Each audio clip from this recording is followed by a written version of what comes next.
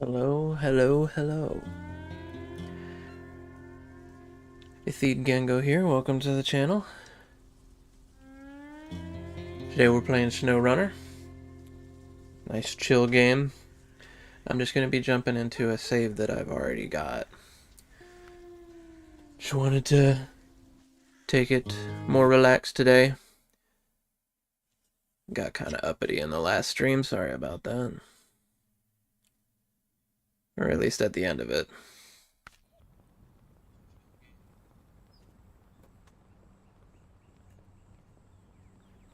So here I am in Taymyr. As you can see, this truck doesn't look very timery. I've actually played well beyond this map, specifically to go and grab trucks that I wanted. Couldn't be bothered to wait to get to the DLC map in order to get them.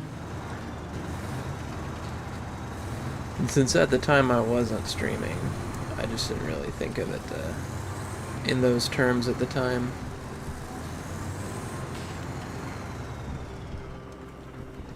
Oh. Rocks obstructing my camera positioning. I wanted to check out the quarry again. No, it won't let me.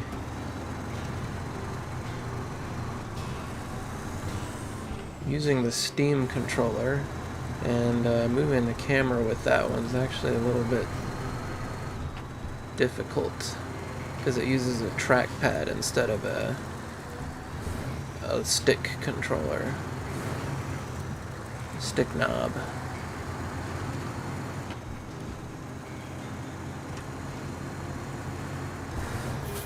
Let's see if maybe I can peek out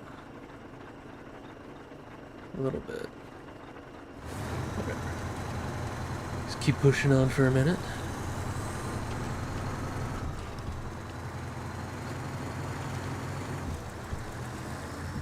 Surely we can get a view of it from here. Oh yeah, that's nice.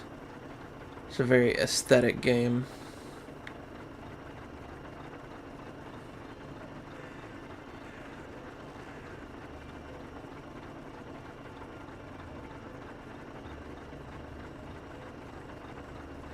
So I'm also not playing on hard mode. So I had only just brought this truck out over to that cliffside over there so I could take a nice thumbnail picture. I'm actually going to go ahead and recover it to the garage. Because what I would like to do this stream is actually hit up all of the missions in the Drowned Lands. I only did a couple of things here. Mostly just to get access to upgrades and trucks that were available on this map when I was playing earlier. I just sort of beelined my way over to them. So now I'm actually going to get started on the missions in earnest.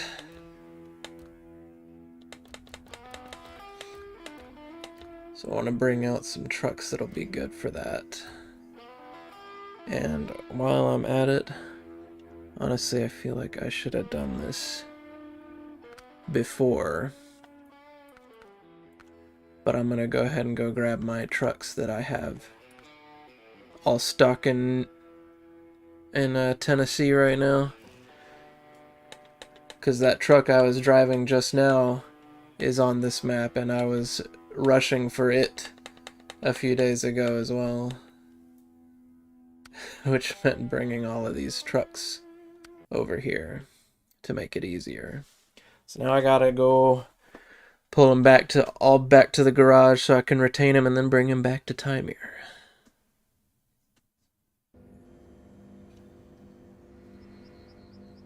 Cute little baby truck. I like this truck.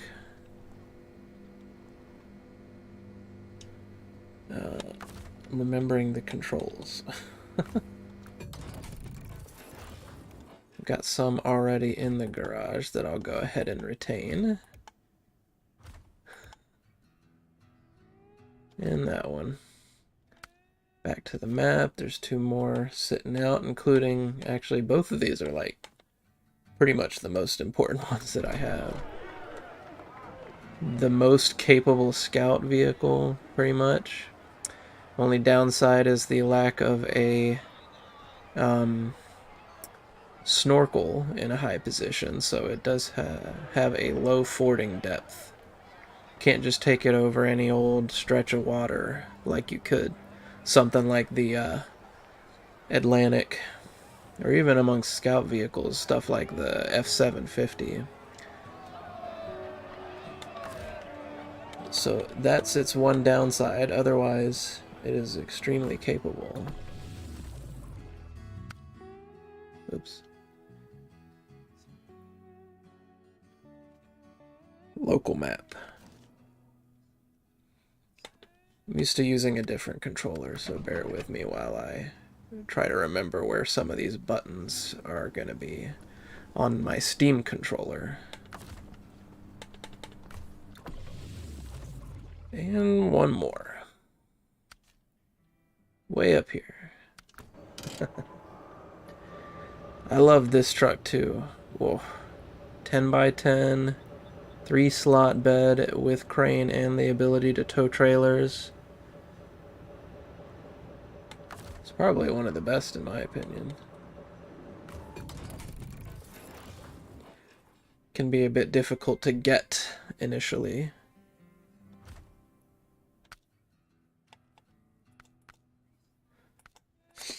But in spite of it being almost as long as the Western Star Twin Steer, it is, in my experience at least, way more stable. Much less likely to tip over. You gotta go down to the old garage in the Drownlands. Now we can bring some of these guys outside the garage.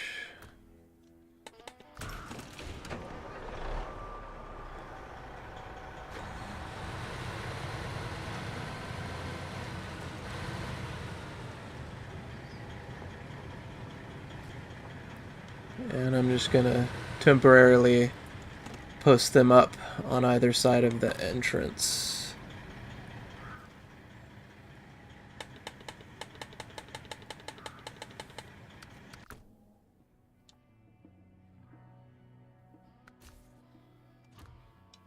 I'm gonna just pull them out all into the garage real quick, actually. Not that one.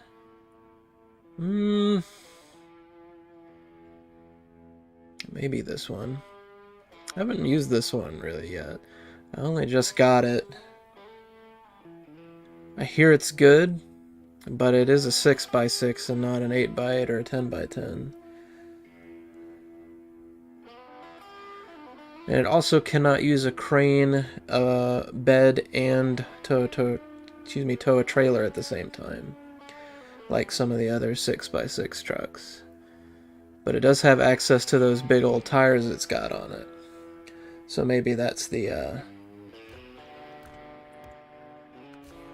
what you call it, the trade-off.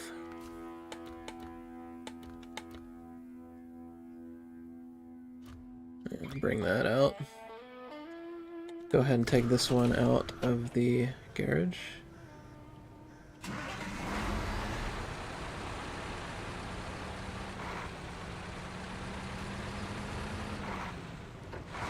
This one's all about the recovery actions.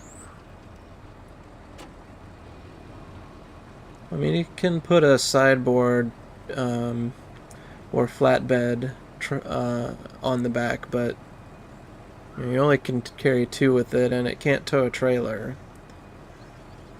There's no hitch back there, at least not a traditional one. So its uses are a bit limited when it comes to transporting goods.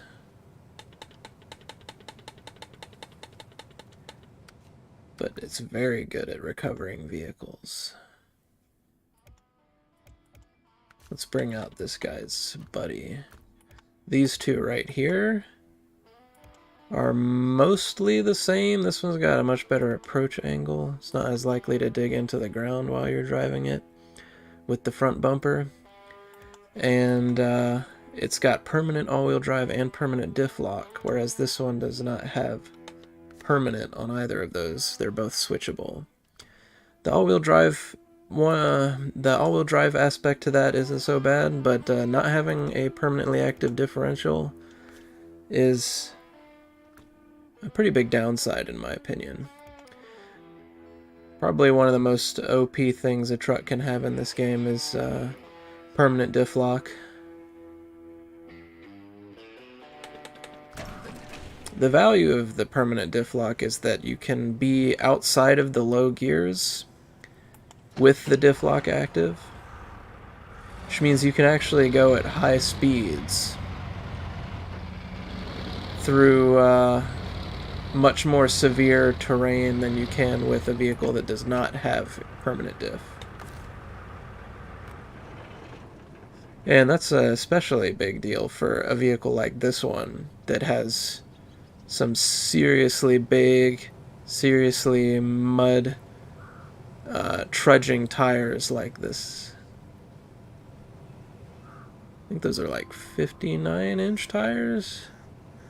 They're a fair bit smaller than the Atlantics, but it's got an extra axle. I think that mostly makes up for it. The other downside of these two big 8x8 Colobs, though, is that they can only have a high saddle on them.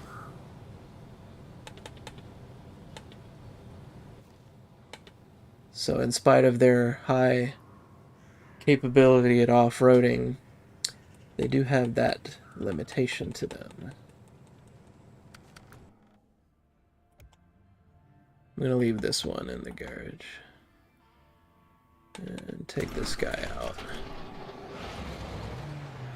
And then the last one I'll take out is going to be the Zix Heavy. Oh, the Fleet Star. I almost forgot about the Fleet Star. I'm going to want to take that one out as well.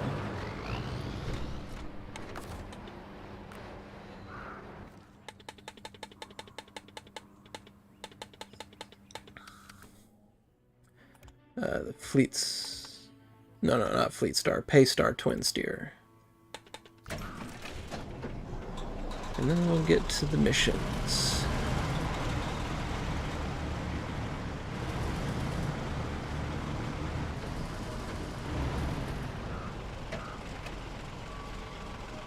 In spite of the much smaller traction footprint on this Zix heavy truck compared to the Kolob next to it, my experience so far is that this Zix Heavy here is honestly very, very, very capable, maybe even more so than the Kolob.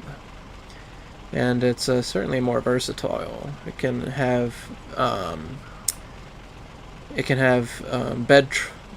excuse me. Let me start over. It can have beds on it, like which is something the Kolob is not capable of. I don't know if you can tell, but I don't usually talk all that much. Hopefully I can get better at that. I'm looking at the differential in there.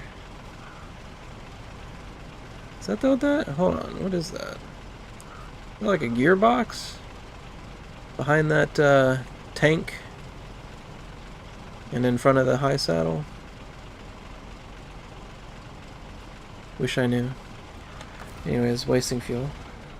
Turn the engine off. Go get the Paystar Twin Steer.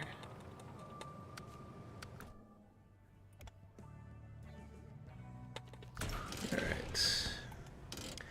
And now let's look at the missions we got. We got the contests. I'm gonna not do those for the moment. Instead, quick peek at these. Do a lot more of the Taymyr missions. And then Geo Research Starting Point. We did that one, right?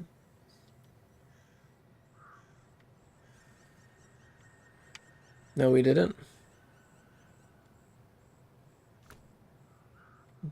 No, we did, we did. Okay, so highlighted means we did it. I don't know what I've been paying attention to. Then again, this one is highlighted and we haven't done it for sure.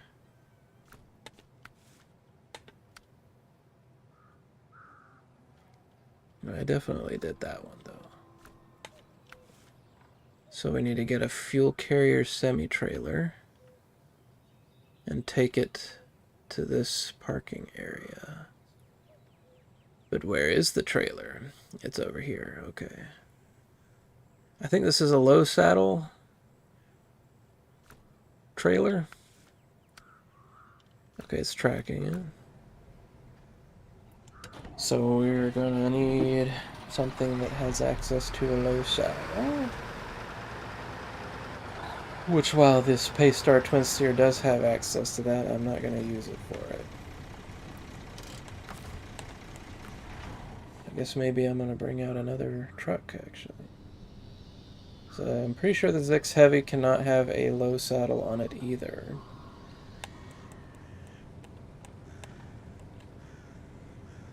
Garage.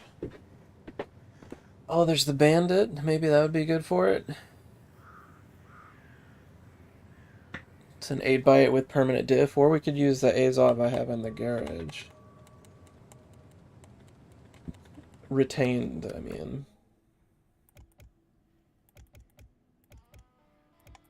There's also the Taiga here. The Azov would be much more capable for it, though. We got this guy, too.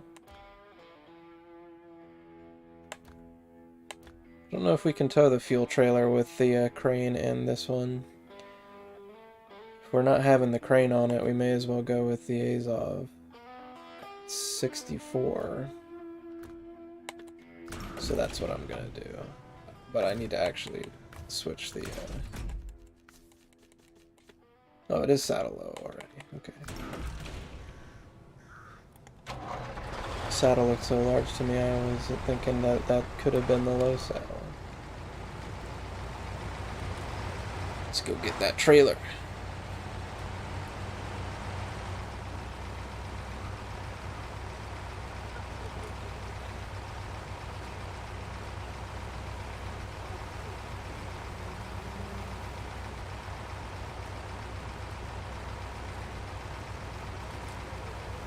This is a very slow truck. But that won't feel so bad once we get the trailer on it. Wouldn't be able to go that fast with a big old fuel trailer on the back of this thing anyways. Since we're already on Taymyr, there's not really that much good condition road to work with anyways.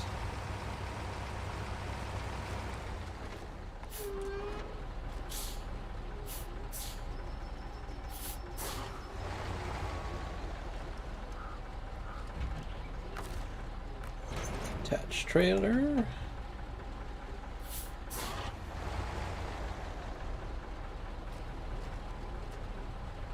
I think we want to... Can't really turn around. I guess I'm going to have to go out of this. Right here. I mean, I guess I could turn around, but it'd be real tedious. Alright, here we go.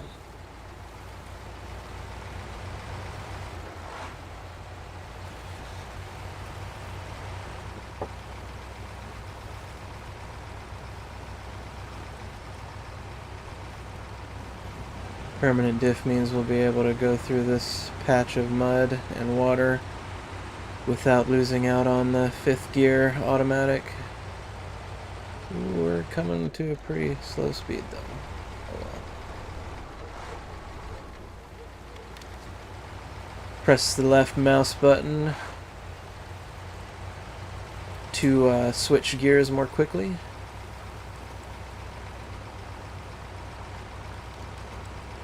Here's what I mean, by the way. If I just let the car slow down to 1st gear and then I start driving, see how slowly it gears up normally. And we're only just now getting into 4th gear. But if I press the left mouse button, we immediately switch to 4th gear just then. Even though we were on an upslope too. So that's a nice little trick there.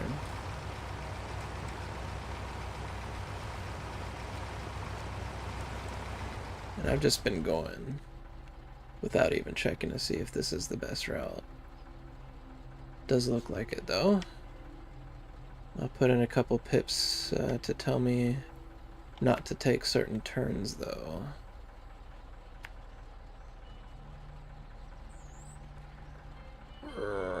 Okay, and that should be good enough.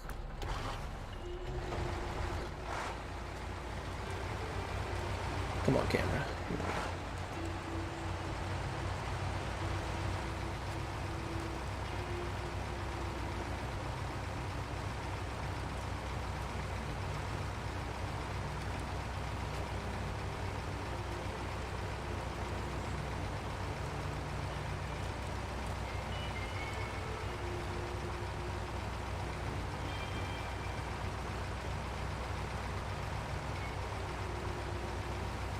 Pretty dark.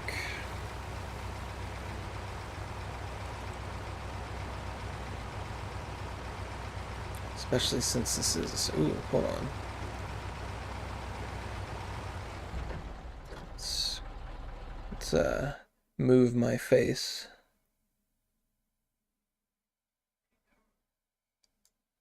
There you go.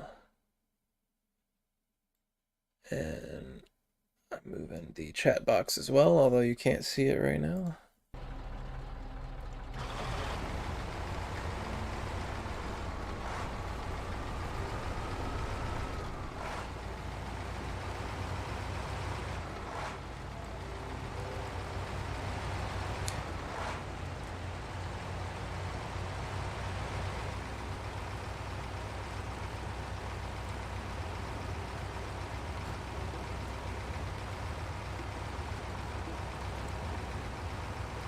Honestly, I'm not like the best driver in the world anyways, so having a slower truck is kind of a good thing. It makes it a lot easier to avoid smashing into trees or not taking the turn sharply enough and running off the road. Maybe if I was using steering wheel controls, I wouldn't care so much about the speed, but... So this game uses a bit of a unique control system for steering in a driving game. When you push the steering stick to either side, it doesn't just slam the wheels to whatever position you got the stick at. Instead, it just controls the speed with which the wheels turn. So, actually I don't know if it controls the speed, but putting the stick to the right will just get the wheels started turning, not send them straight to the amount of turn that you gave it. So, that's definitely something to take into consideration when you're about to start a turn, as is my need to go into low gear here. Uh-oh. I might have to use the winch. Preferably not in that direction. Huh. It's like the only thing I can winch to. Can I reverse?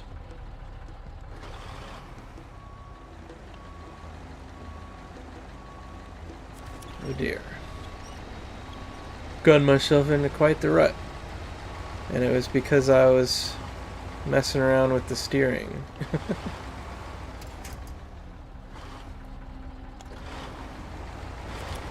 Okay, help me out with this turn. You're not helping me out with the turn. Okay.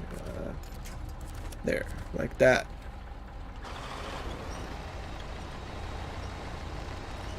That's what I wanted. Okay.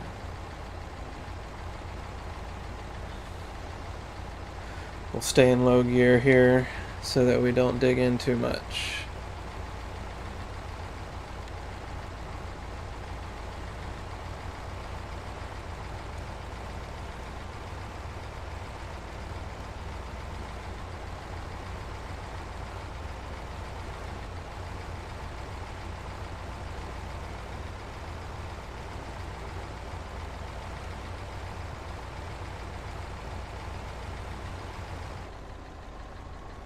What? What are you stuck on? There we go. Wish those trees would give way a little bit faster.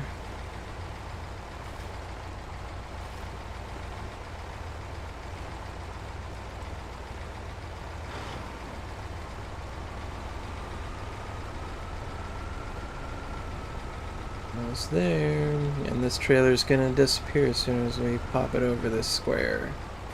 Ta-da! Alright, what's next?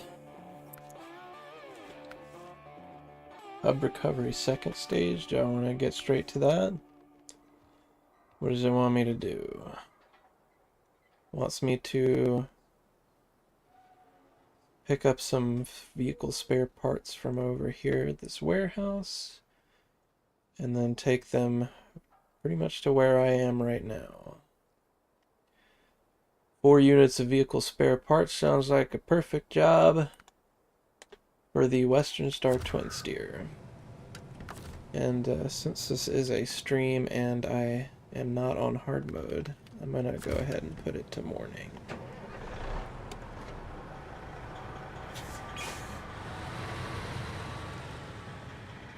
Oops. Sorry, Zix Heavy.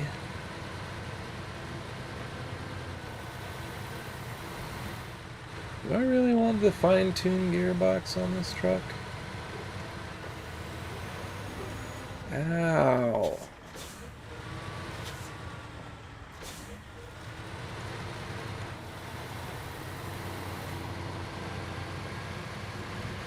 This is by far the fastest non-scout truck in the game. And I was mentioning earlier that that's not necessarily a great thing for, see, if I want to adjust my headphones, I go way off track. Even at this speed. Imagine if I had the highway gearbox on. I would have been straight up that hillside.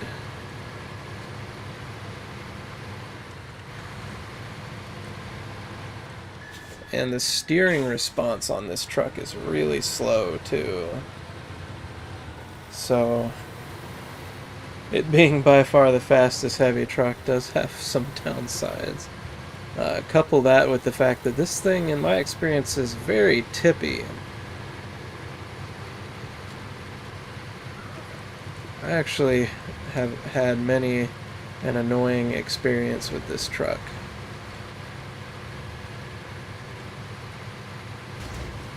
It's not exactly my favorite.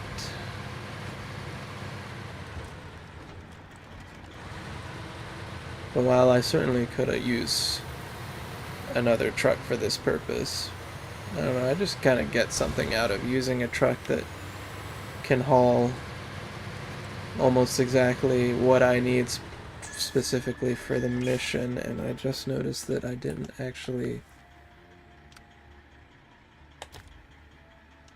start that mission. Okay. Not turning left here. We're continuing along the road.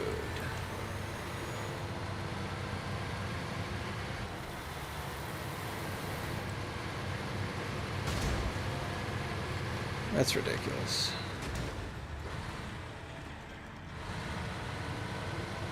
What am I even taking damage from?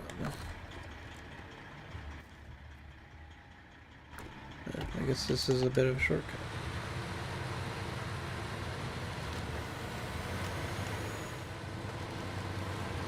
Let's get all-wheel drive going.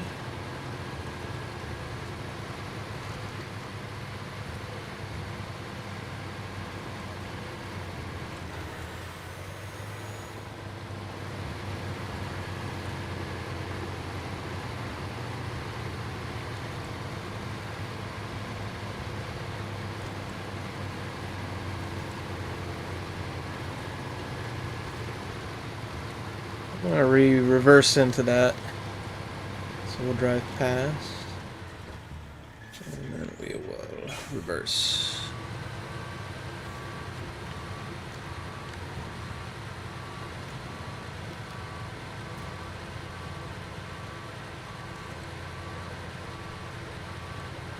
just barely sneak into that.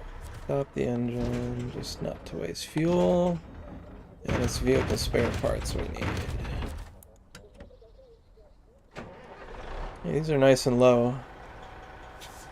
Hopefully that means that we won't be as tippy.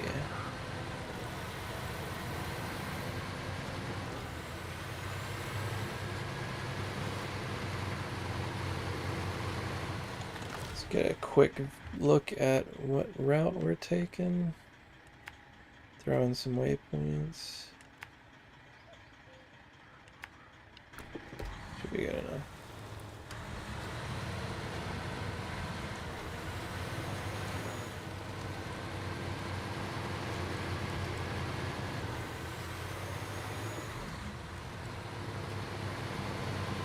Take that shortcut back out as well.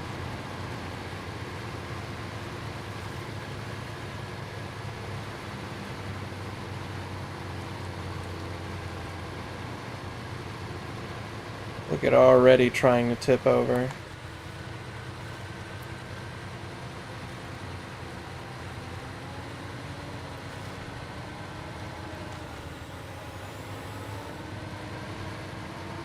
Once we're on the asphalt again, I can take it out of all-wheel drive. Oh, I was pressing the wrong button.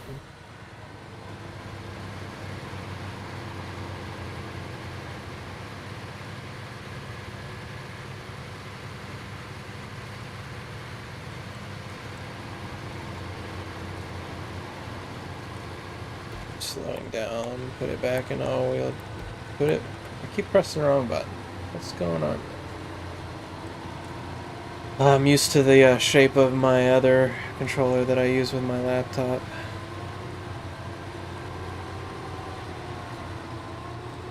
Uh-oh. We're stalling. Okay, low gear. Diff lock. Really? Okay, there we go. Now we're moving. The other advantage of the Western Star Twin Steer is that it's got very big tires. Not quite as big as the Kolobs, but still very big. Bigger than the Paystar Twin Steer. So it's generally better in mud than most trucks as well. But I guess that mud was just too deep. And I should probably put it out of low gear so we can go a little bit faster. I bet we're gonna get a fancy animation for this. Oh yeah.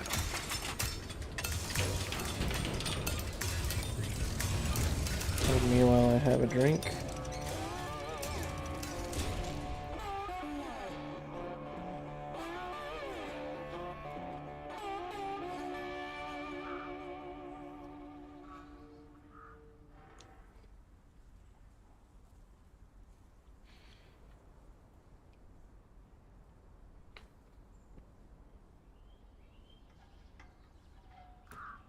Alright. Actually, we'll just leave it here for a second. Check out the next mission is gonna be... What's this?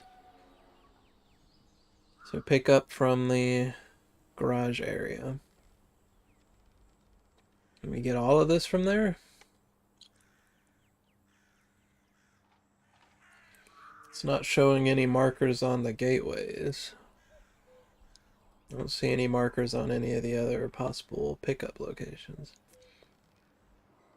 So I guess that means we can get all of these from the railway station?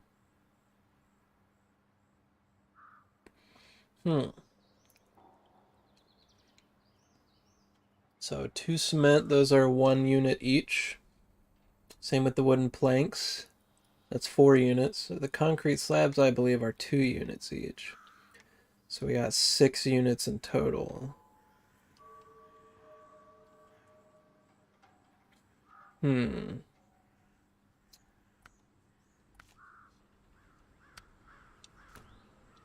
me have a quick look over here.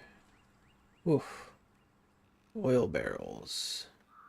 to various locations, also picked up from the garage area.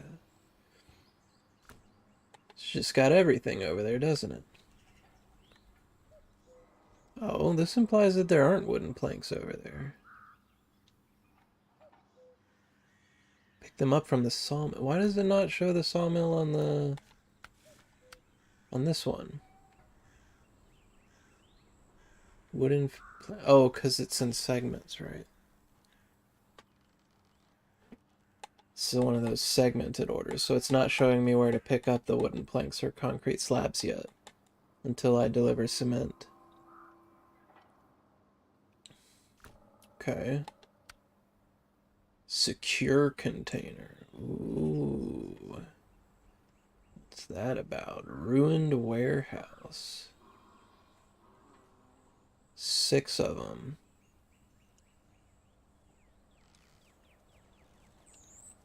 Okay.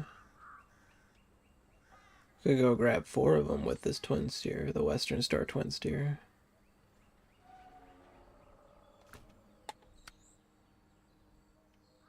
We're not doing that one yet until we're done with everything else in the drowned lands. Everything else that we have access to yet, at least. Wooden planks order to the railway station.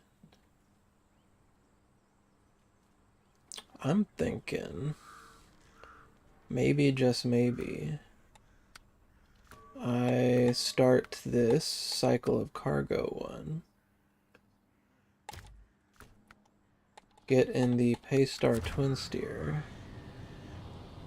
And we'll grab the 2 units of cement, go down to the sawmill, where it's going to have us pick up wooden planks for the factory here, I suppose. And then we can, at the same time... Ooh, wait, those are in opposite directions. But we need to pick up wooden planks from the sawmill to take back up to the railway station as well. 5 units of them. Rather than the Paystar, we could actually do that in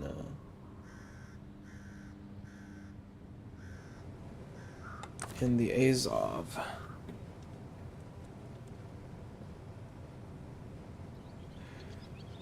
Do we have an excuse to take 3 units of something down that way?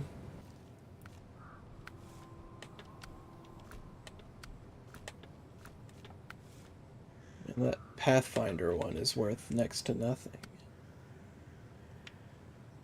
Pick up oil barrels from the railway station. 4 of them. It's a little unfortunate.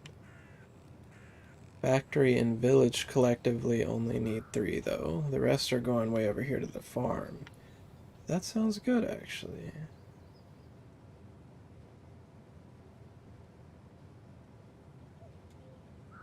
And then we're going to need to pick up 2 wooden planks from the sawmill.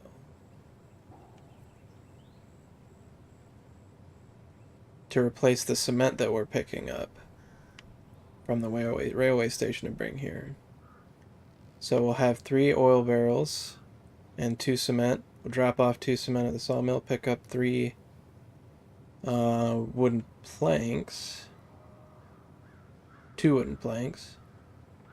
And take those on to the factory with 1 of the oil barrels that we need as well. Sounds good to me. So, getting the Azov for that. Recover. Satellite is already good. Lest I forget.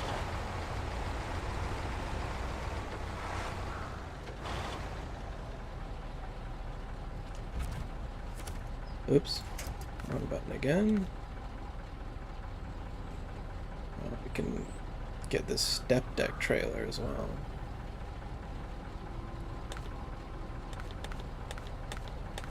I was gonna get the sideboard semi.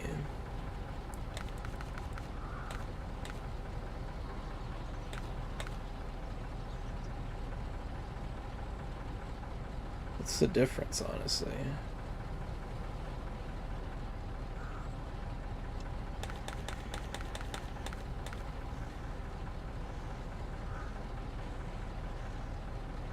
one be better than the other? It looks like the step deck is would be more stable. Well, I've never used it, so let's try it out.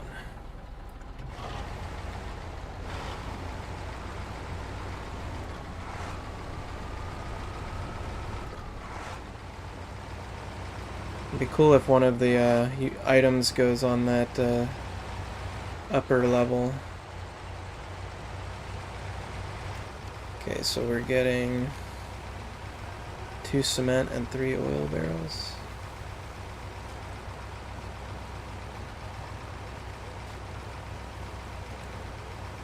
Did I read that right? It was this one with the no. It was in here though, right? Yeah, it was that one. Okay. Yeah, the factory's the one that needs 2. Okay. Yes, we're good then. Let me activate it. But then go back to tracking this one.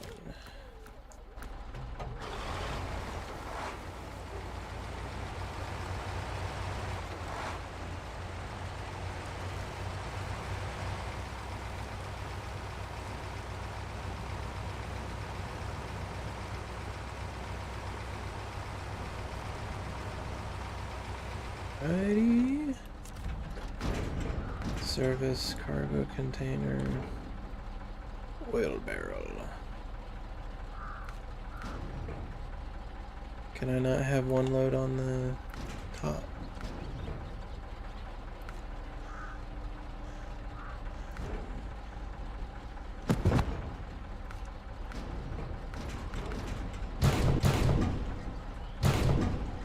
Oh, I see. So nothing goes on top of that higher layer? That's kind of lame.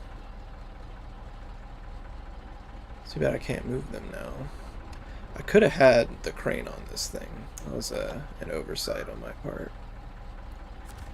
Man, I'm lazy. I'm just gonna delete these since it's free in this mode. Can leave the trailer here and recover and put the crane on. Although now I won't need to have it. If we tip over for some reason, it'd be really nice to have. Like I said, I'm not the best driver.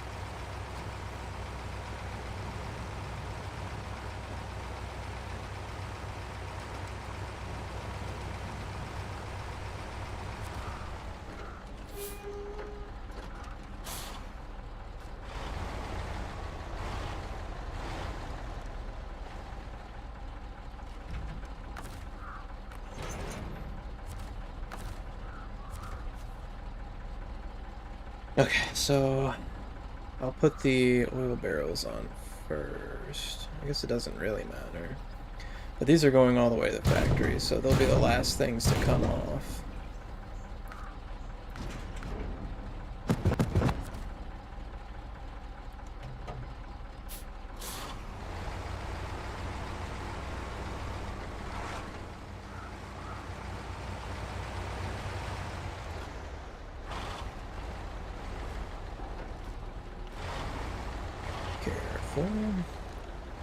I abuse the physics of this game and just have the wall push my trailer out of the way.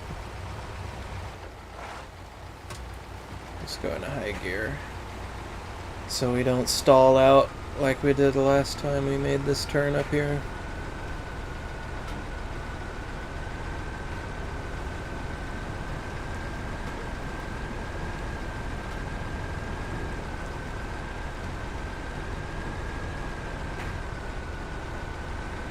Is the trailer being so noisy? Ooh, adjust. Okay. Alright, quick stop. Let's plan the route. Okay. So we'll turn right onto the dirt road here. Take this first turn here. Just follow it. We'll not turn across the bog. We'll not turn right there. We'll turn left here. And then the marker that the mission gives will take us the rest of the way.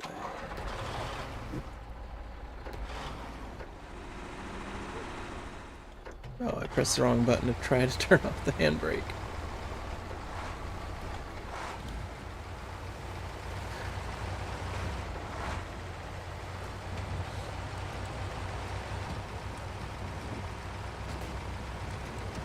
There's a YouTuber I watch named Major Slack that would invoke what he calls Mr. Fumblefingers whenever he presses the wrong buttons. I also press the wrong button a lot.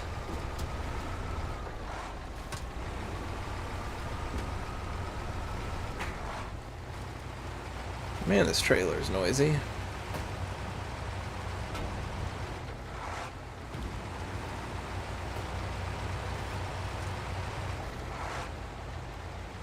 High gear. Save me. No more stalling out.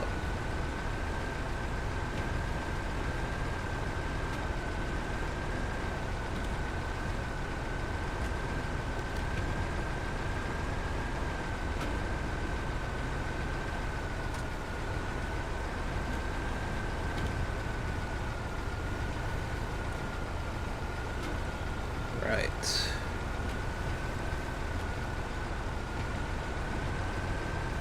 Ooh. Rough terrain here, man.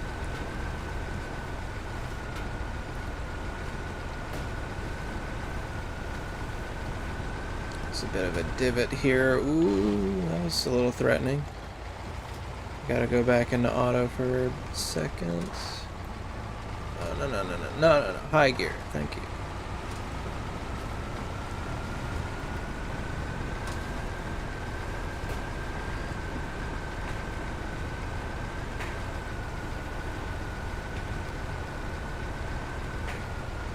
This is precarious looking. Never mind, we're good. To the right here.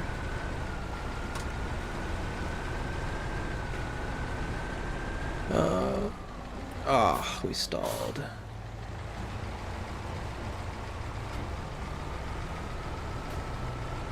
Come on.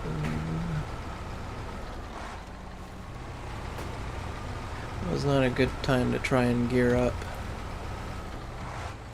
Mr. Auto Gear. This also looks precarious, but turns out we were fine.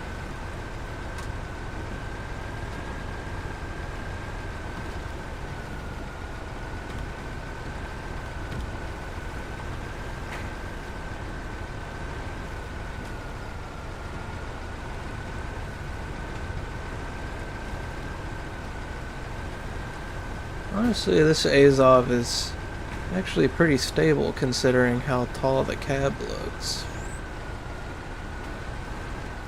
Come on, you can do it. Don't stall out on me.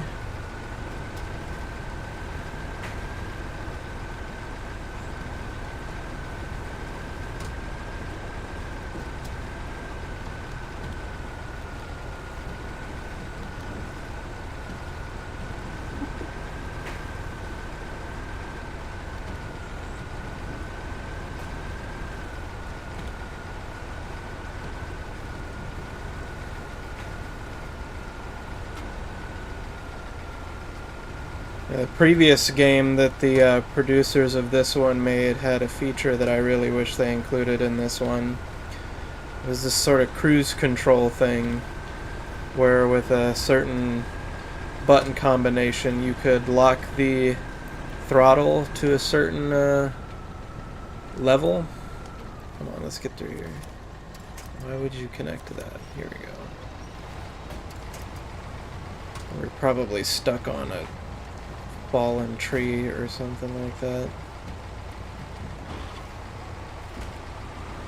But the cruise control function in MudRunner meant that you could potentially do other things with your hands while driving. Considering how much driving there is to be done in this game, it could have been a nice feature to transfer over, or maybe even improve on. This is looking a bit sussy. We're gonna make it out. Alright, we got it. Trailer son is fine. Back to auto. High even.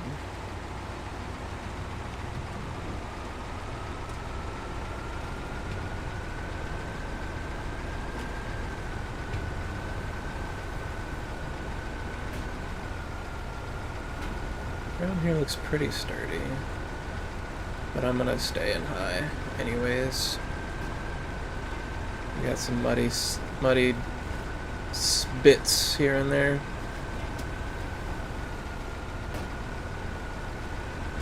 Ooh, like just there. And here. Actually, that was not as muddy as I thought it was going to be. Here is surprisingly muddy. See, the wheels just fall into the ground.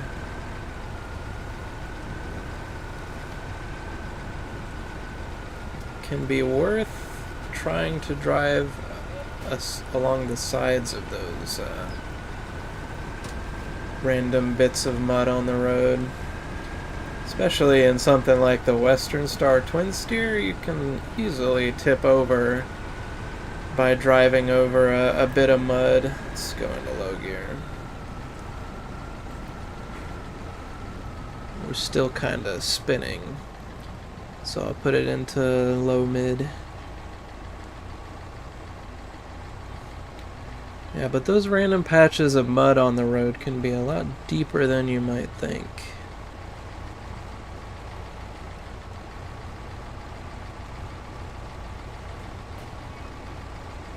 I still see a fair amount of slippage.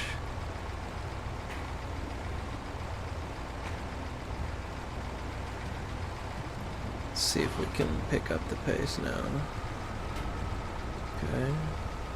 And auto. Looks good.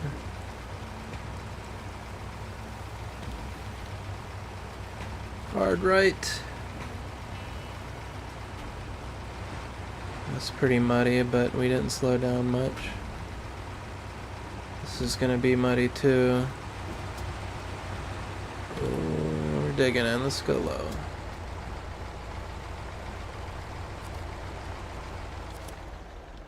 Keep pressing the wrong button. Alright, stage complete. Wooden planks now. To the factory. We do have one stop to make first at the village.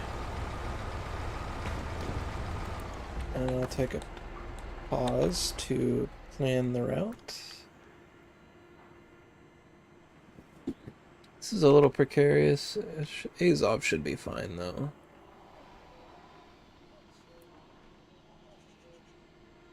This is the village here. I'm gonna need to track the other one that we're doing. Dirty Deeds. For the village marker. And then I'll put a pip here. Where's the best place to enter the village?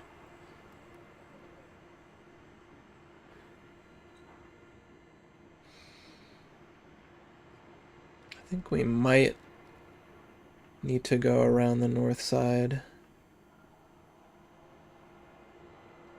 We'll just have a look when we get there.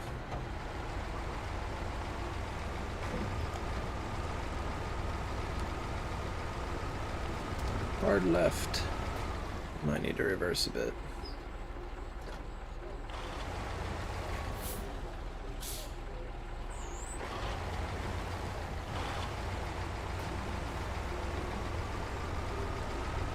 Huh. Just missed that big tent thing in the middle with the trailer.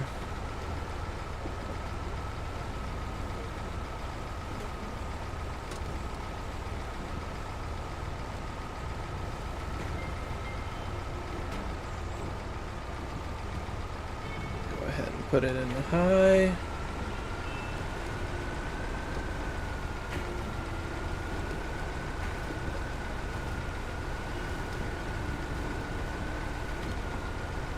Ooh, that looks threatening.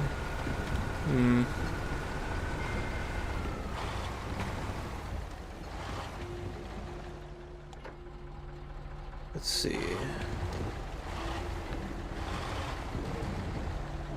Let's turn right up this and connect to that. Winch, winch, winch.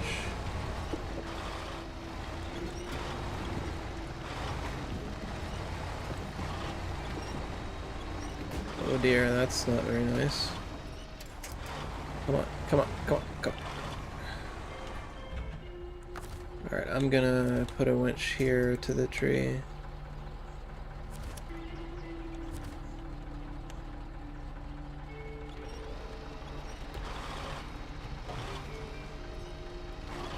I was hoping it would pull the back of the truck out of it. See if we can twist it by doing this. It's working! Awesome, okay. It's probably enough. Okay, let me get the view back to the cab.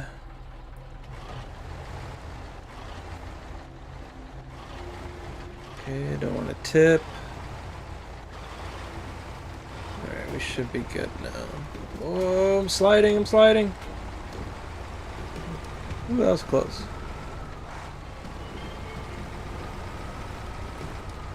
Surely now, though. Trailer's tipping a lot.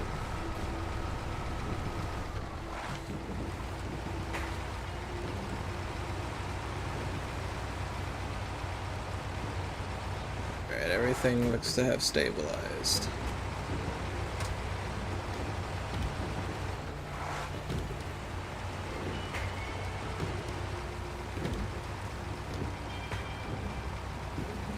Spooky. Let's take a bit wide so we don't smash that rock. Oh, I'm not turning fast. Okay. Whew. Thought I was gonna smash into the telephone pole.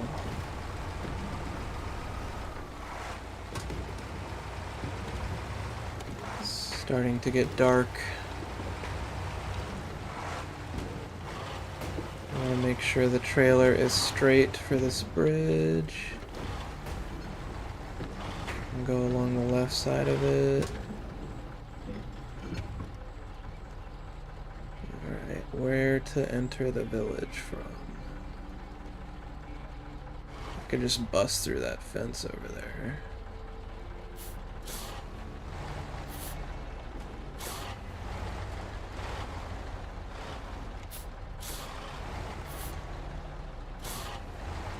That's what I'm gonna do.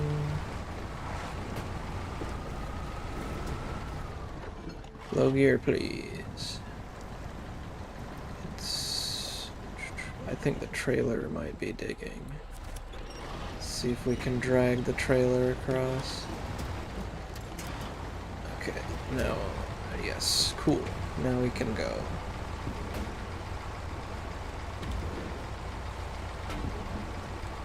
Uh-oh, that's a problem.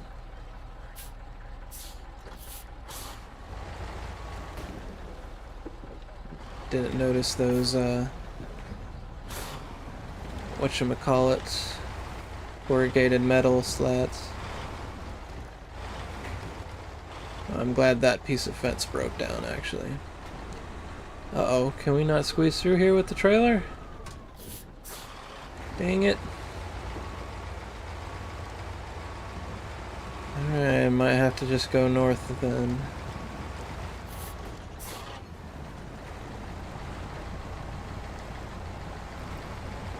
That's a shame.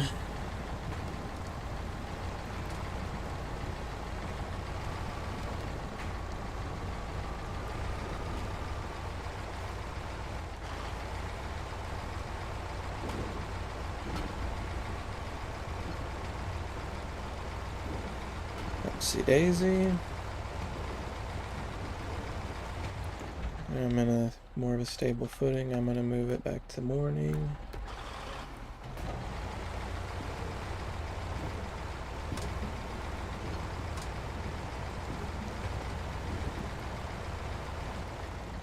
And I'm gonna check the map as well. Okay. Put a marker up here and here.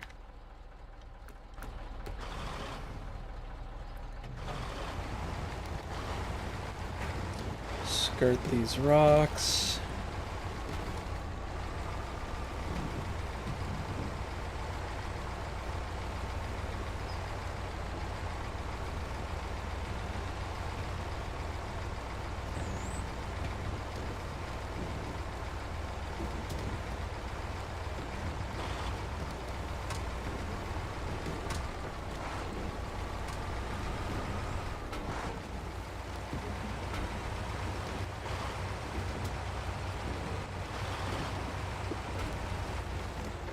Check on something real quick. Well, somebody came in for a moment. They didn't say anything in chat though.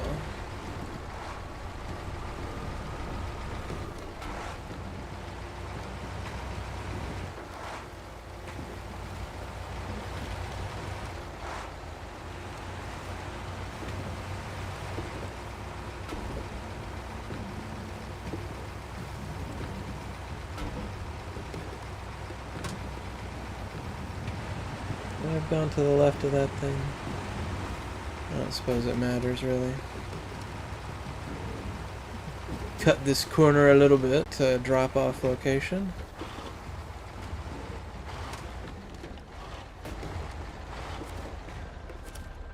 Wrong button again. Alright. And now to chart a course for the factory. Just kidding, it's literally right there. I do need to back up though. Let's see, best way to do that.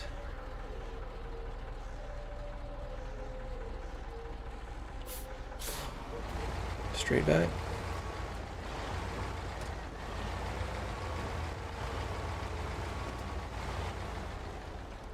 I'm about to push directly into that tree, and I didn't turn early enough to avoid that.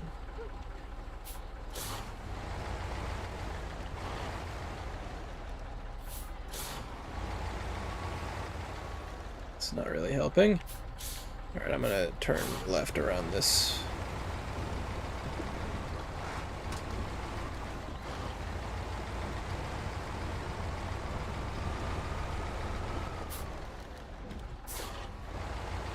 Tighten it up a little bit.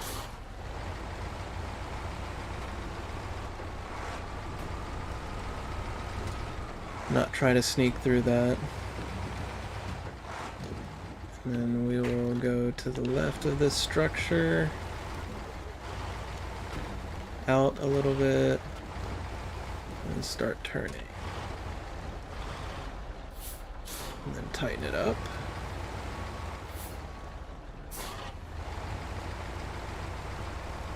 And off we go. And it's pretty deep mud through all of this, so put it into high gear so that hopefully we don't stall back to first gear over and over again.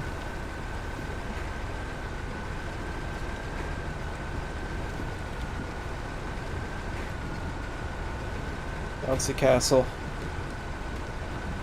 Boing, boing, boing, boing, boing, boing, boing.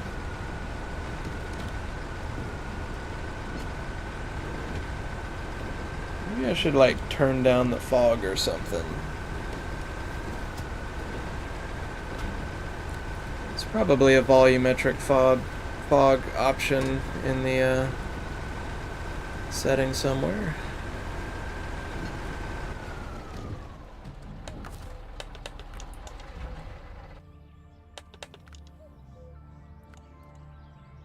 Oops. Video.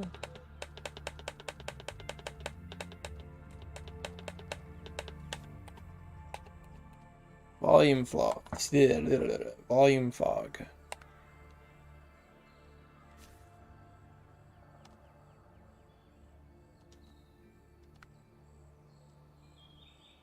Maybe it's something that you have to reset the game for. Oh well.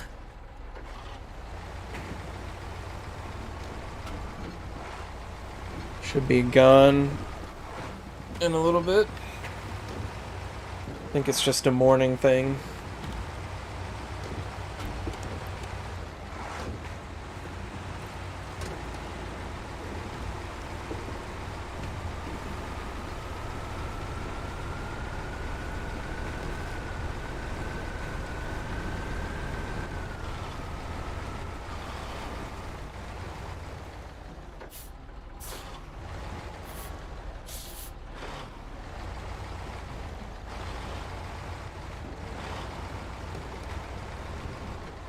Took that more sharply than I needed to.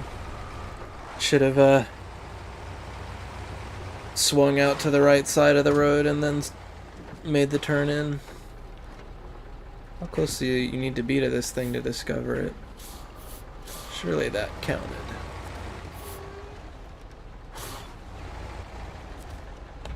Okay, stop the engine. Wooden planks and oil barrels.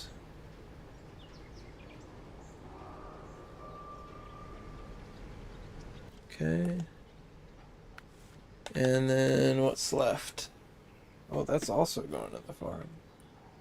Where does one pick up concrete slabs from? Here. You only need one, though. Yeah, I wish I could have brought that last oil barrel somehow. I'm gonna grab a drink real quick.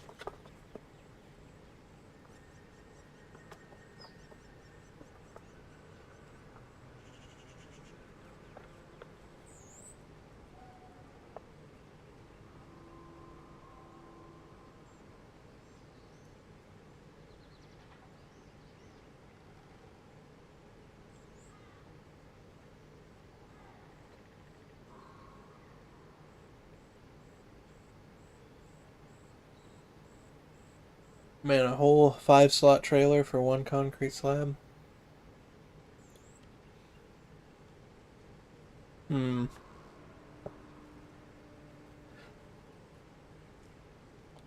Anything else I can take down here to the factory?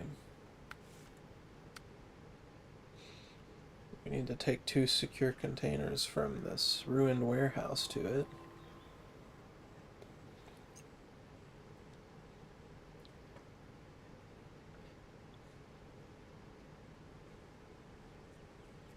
That would be 4 slots, but we'd get rid of them right away. Feels like a waste to use such a big trailer for so little. 5 wooden planks from the sawmill. Maybe I'll just turn back and do that. That seems reasonable.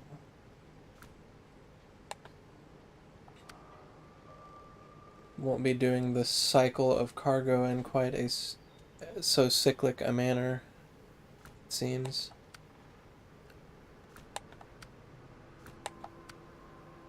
Quickly looking through the rest of these. A lot of log missions.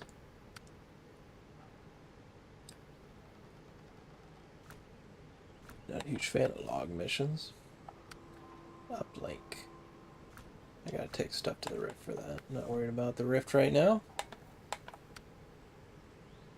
Right, already clicked on that one. Okay. Well, let's get to it. Ooh, rain. Love me some rain. This is pretty obscuring of the vision right now, though. There's nothing I needed to pick up here, was there? Pressing the wrong button for that winch again. Slabs. Vehicle spare parts, service spare parts. Okay. Hopefully we can go around. Starting to run low on fuel. Is there a fuel station just south of us? I think I'll drop by that. Means we turn left out of the factory here.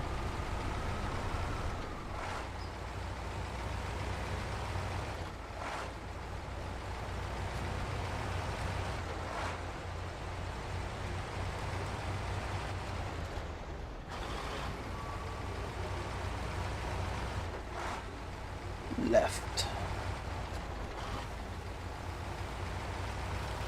High gear. Try to stay out of the deep mud where possible.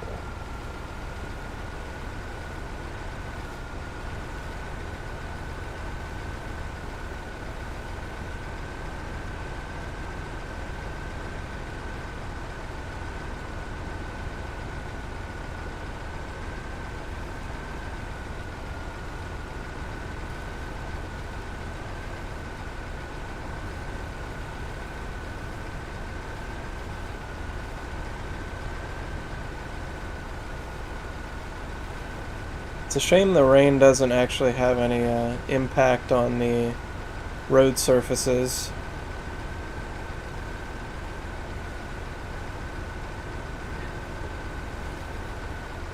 Maybe I'm weird for saying that. Most people might think this game is already difficult enough as it is, without the rain making everything muddier still.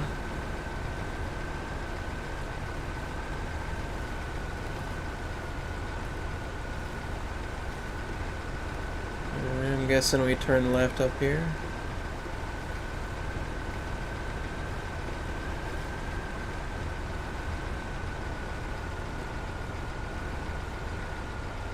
And there's our fuel station.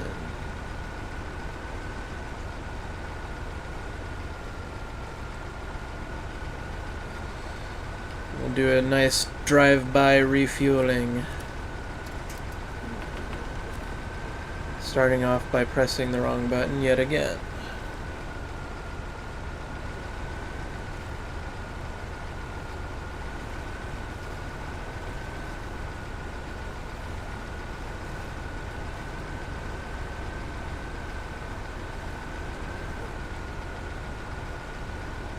That mud looks pretty deep.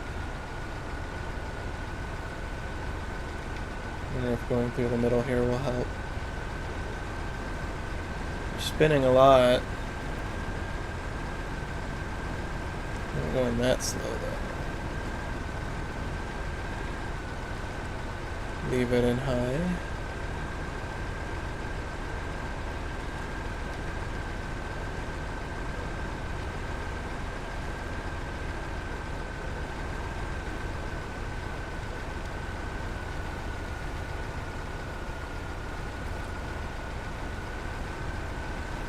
Go left of this bit of muddy water.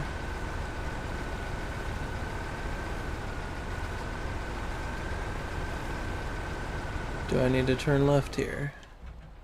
No. Put a marker. Ooh, that was really precarious right up here. Maybe I could go to the south. I think I will.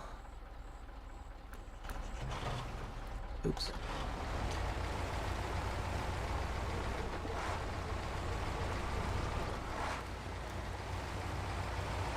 Rain's over.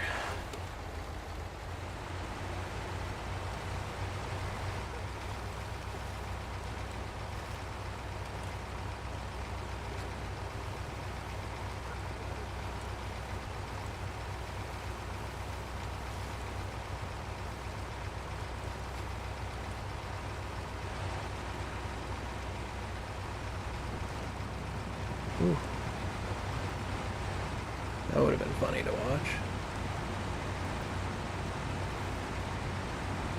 Alright, taking the south route.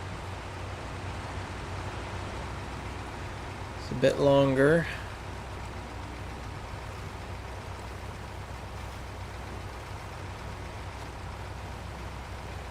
But hopefully it's a little bit more safe.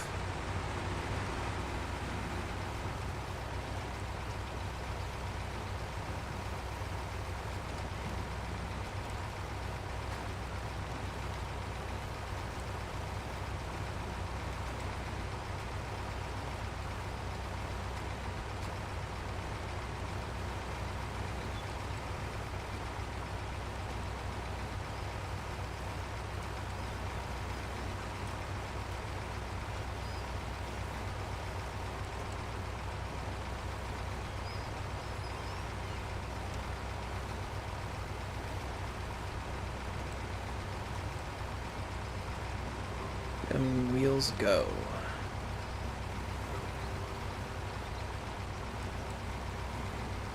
Let's cut the corner here so I can straighten out a bit earlier for this bridge.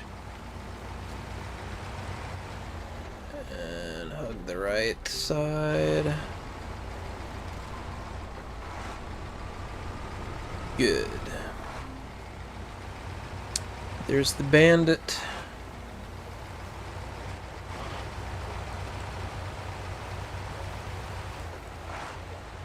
Azov 64's scrawnier cousin, but it does have access to those Action wheels, which honestly I have mixed feelings about.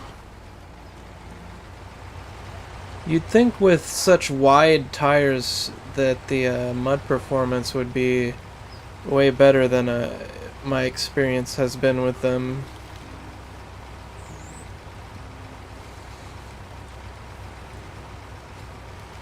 That little baby Zix I showed at the beginning of the stream has access to smaller versions of those Action tires, but I use the regular, I think they're called OHDs or something like that instead, just because I actually feel like they perform better.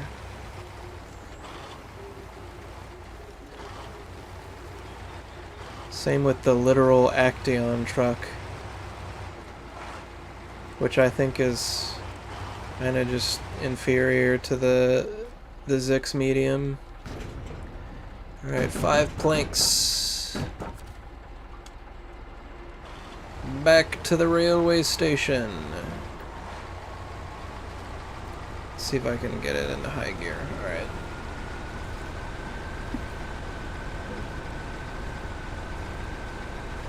I think I should know my way back. Hope.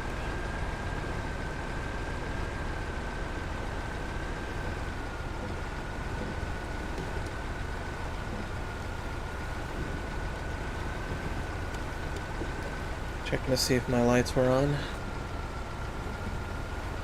Can be hard to tell sometimes. Do I go right here? Surely.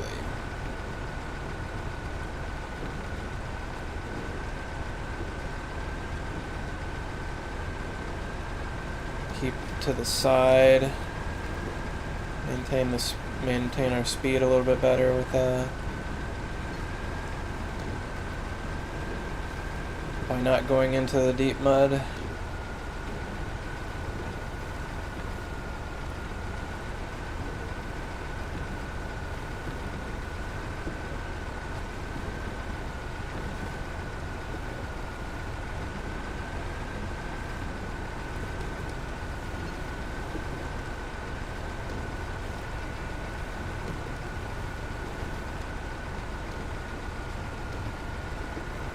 Ridge along the middle of these dirt roads tends to be a bit more a bit better for traction as well,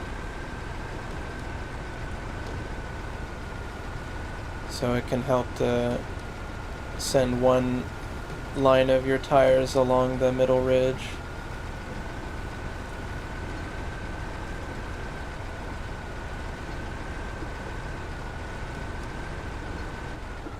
turning right here. Meant that I couldn't keep going in high gear though, unfortunately. Okay, we're gonna avoid that giant hole in the ground this time. I said we're going to avoid it. Thank you.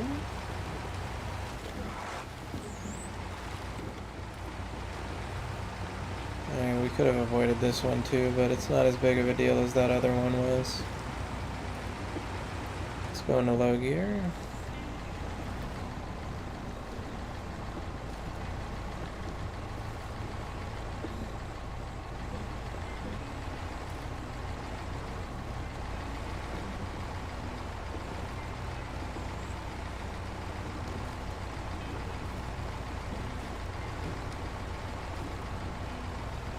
I could probably pick up the pace now.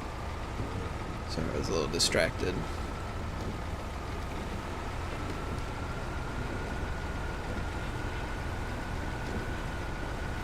It's pretty dry. Let's go to auto. Of course, there's a giant dirt puddle right here. Mud puddle, I mean. Oh no, high gear. Before we make it into the dirt. Mud. Why am I switching those up?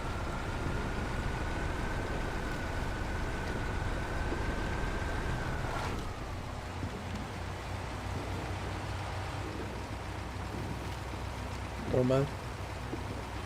See if we can keep it in 5th. This steep slope surely means we need to go back into high though. Yep.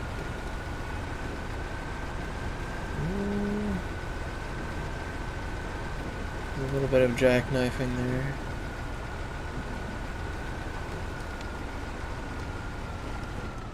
Oh, come on. What did we even get stuck on? I think the bumper bottomed out. Unfortunate. Deep mud again. Go back from the high.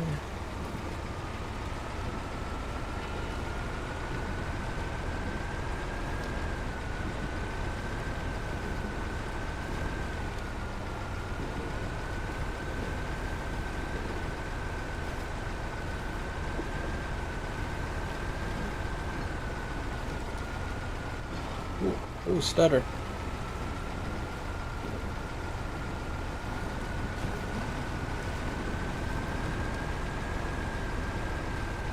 I feel like I'm going the wrong way. Well, maybe not.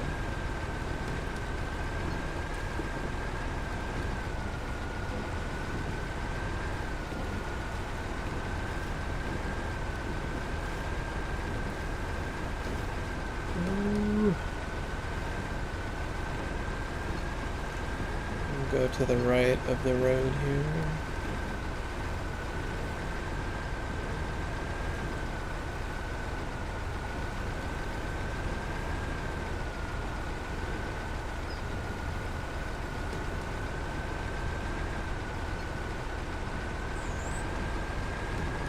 We're spinning.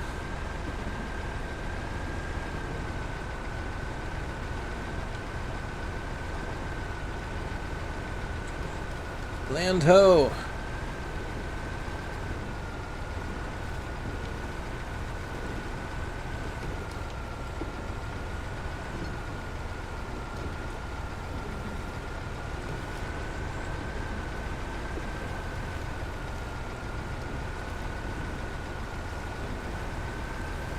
What was the plan after this? We need to take an oil barrel over to the farm.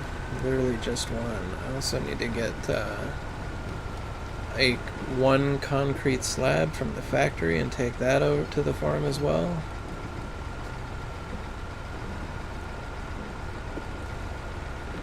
I could go use the bandit to grab the concrete slab from the factory. Also, I should go back into auto.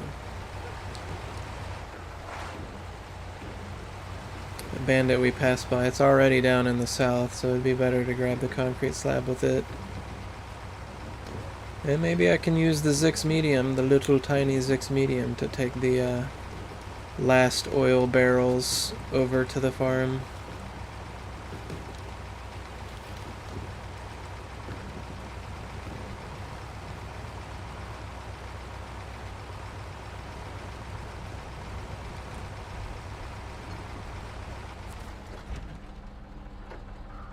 keep accidentally pressing the winch button.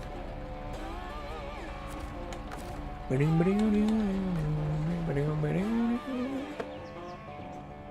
a moment while I drink.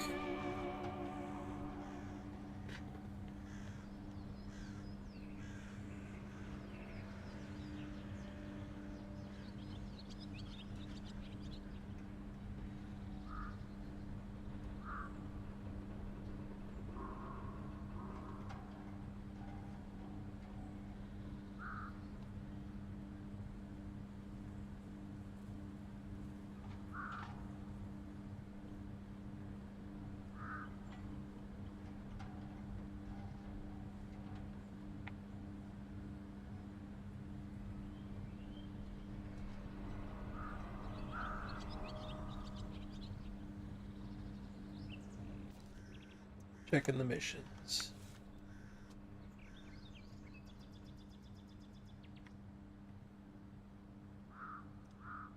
So I'm guessing these secure containers are... Ooh, they might actually be 2 units each. I was gonna go check out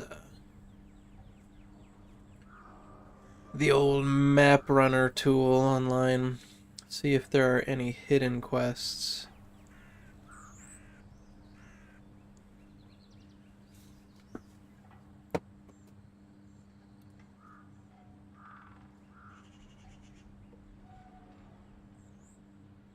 Okay, done fallen bricks already. I think I've done Lost in the Rocks as well. Yeah. Excuse me. Did Off the Cliff already. And Saving Country Bread.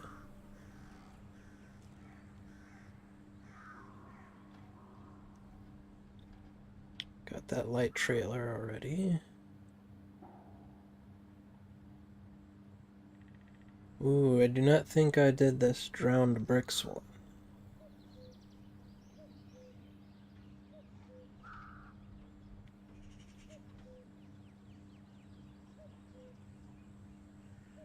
Not sure if I saved this Voron either. No, I didn't. I can see it on the map. Okay. So there's two hidden quests that I haven't done yet. This Drowned Truck one right here, and the Drowned Bricks one up here. Oh, and Farm Swim. I missed that. It's not on Map Runner, is it? I guess not. What is Farm Swim?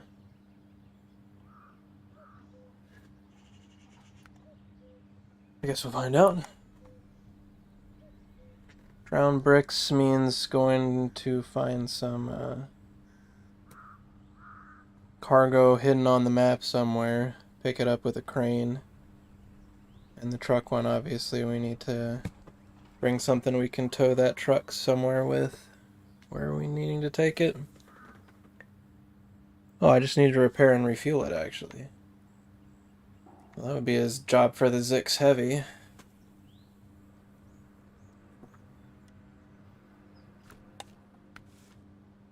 Dirty deed. One more fuel barrel. Bunch of logs, bunch of logs. Fuel carrier, trailer.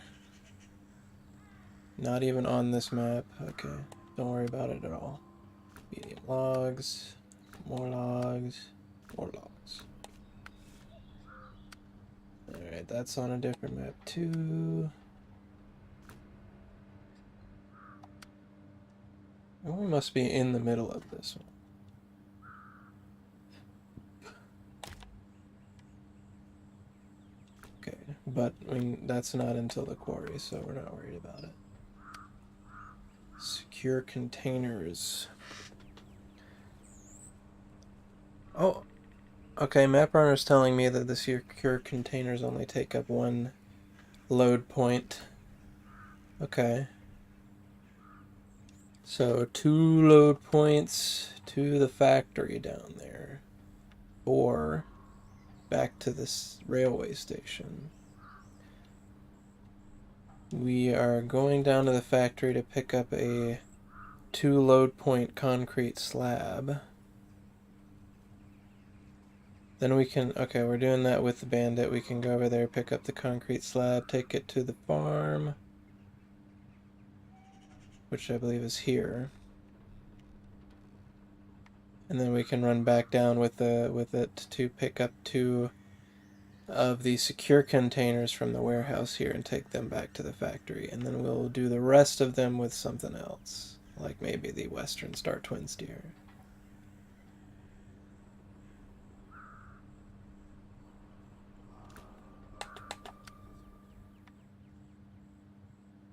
Yeah, that's where the farm was. What else did I need to do?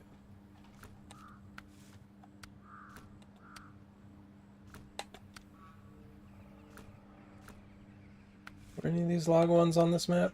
Yes. So you can pick up long logs from either this or this log station. This one would be easier to get to the sawmill with. To the farm. Easier to get there from that one. What was that? 6 medium logs. Oh my god. That's so many.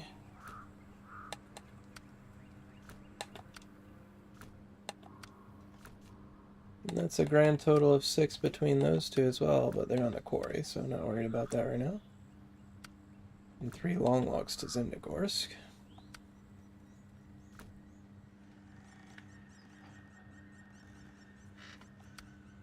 What is this? Need to take 1 oil barrel to the farm.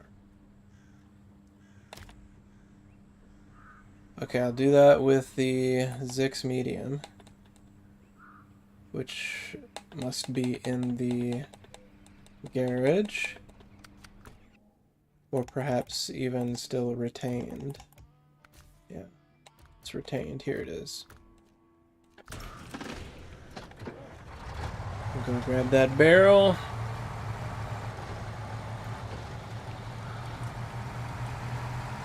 Or those barrels, I guess I should say.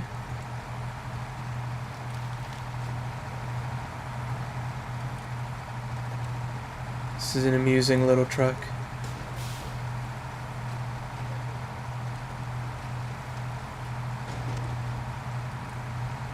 Oh shoot! Oh! I accidentally turned the steering knob to the left. Ah. Apparently that's losing us fuel too. Well, I'm lucky we didn't go far. I told you I wasn't really the best driver.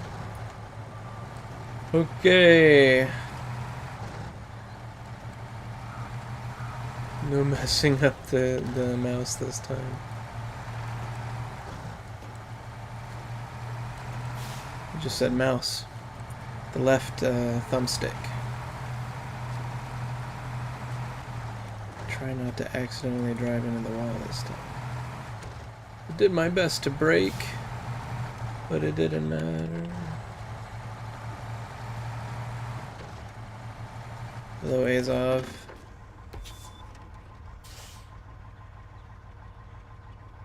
Look how much smaller this one is.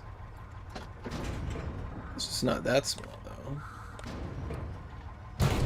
Load it up with the oil barrels.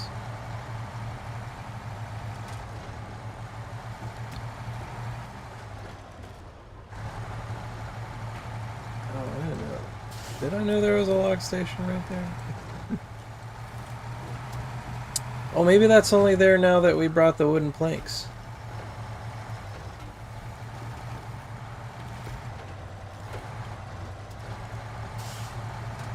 High gear.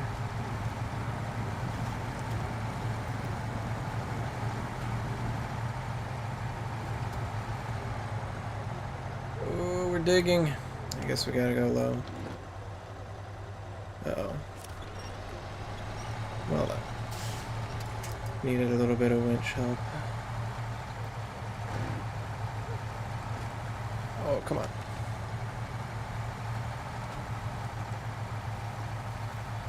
Surely they could do a better way to control gears in this game.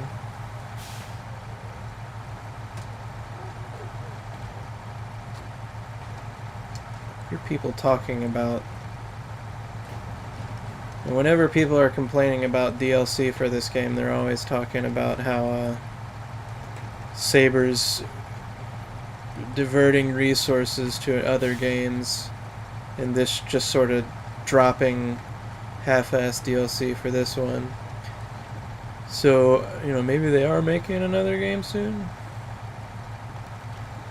Honestly, I did not hate the Tennessee DLC from what I've played of it as much as I think a lot of other people have, though. I mean, I guess I could see that, was it off-road racing, Baja racing, that kind of thoughts? Yeah, you got that kind of thing. Maybe isn't really as matching with the theme of the rest of the game, but I don't know, it doesn't seem that bad to me.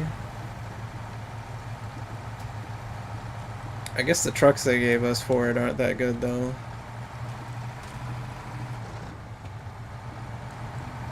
That Dakar truck thing that they give, the fact that it only has 150 repair points in it is kind of dumb. That much I can agree with. I mean, like, the whole point of the Dakar trucks is that they use the space on the back for repair supplies and spare tires and stuff. I think it's only got two spare tires in it too. It just seems kind of ridiculous. Why would anyone even use that truck if it's only got 150 repair points and 2 spare tires? I sort of forget where I'm going. Okay, this was a good place to stop, actually, because I think I'm going to turn left here. This isn't the most off-road capable truck, but I think we can make it across along this stretch without getting stuck. At least not in any capacity that we can't fix with the winch. I'm a little bit finicky about putting the dot on the road. I know I don't really need to have it exact, but I just can't help it.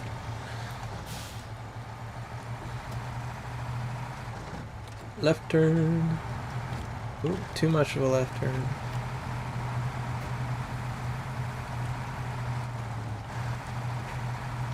Even a small truck like this has slow steering as well.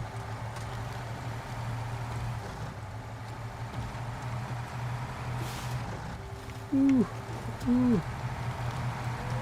Bouncy.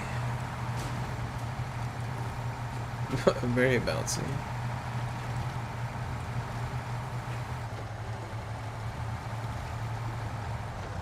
I forgot to take it out of all-wheel drive while we were still on the asphalt.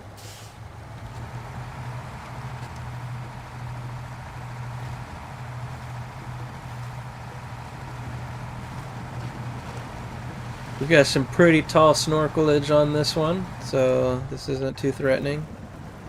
There's no winch points, though. I need to make sure it's in diff lock mode as well. Okay, we're making good progress.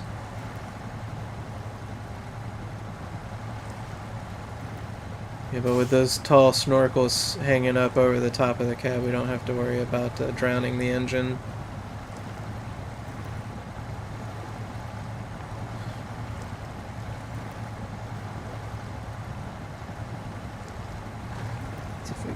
Go a little faster? No, it doesn't look like that was helping.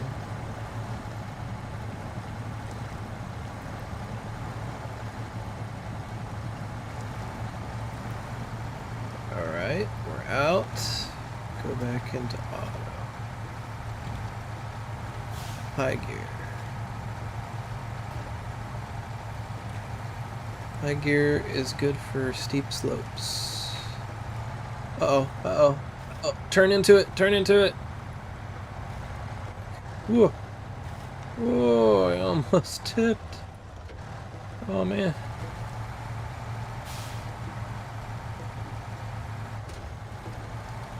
That was scary.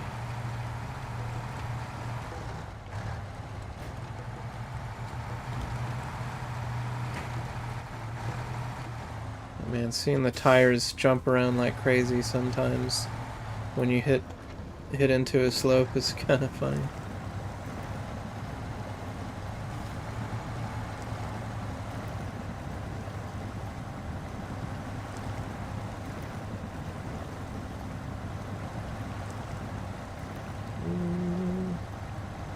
See, I've tried the Action tires in this situation, and I honestly didn't feel like it was any better.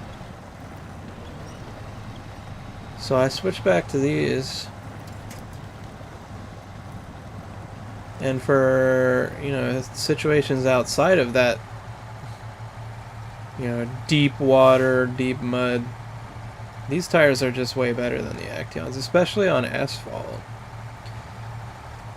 You don't have to worry about the weird steering behavior that the Action tires give you when you're driving on asphalt by switching to these. Also, let's get it.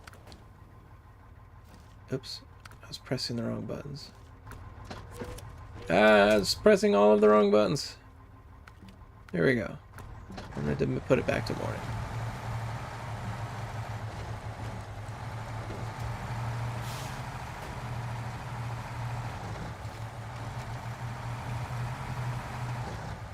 In my experience, the Action tires haven't really proved to be any better in deep mud situations than these tires. So considering these tires are better for everything else, I honestly don't really recommend the Action tires.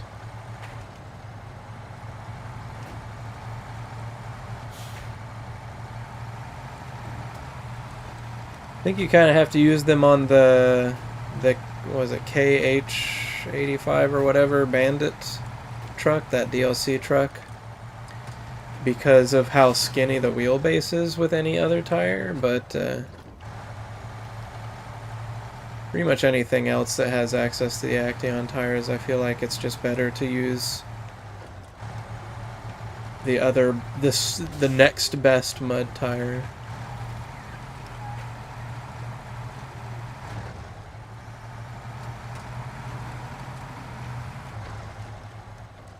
Maybe that's just been my personal experience.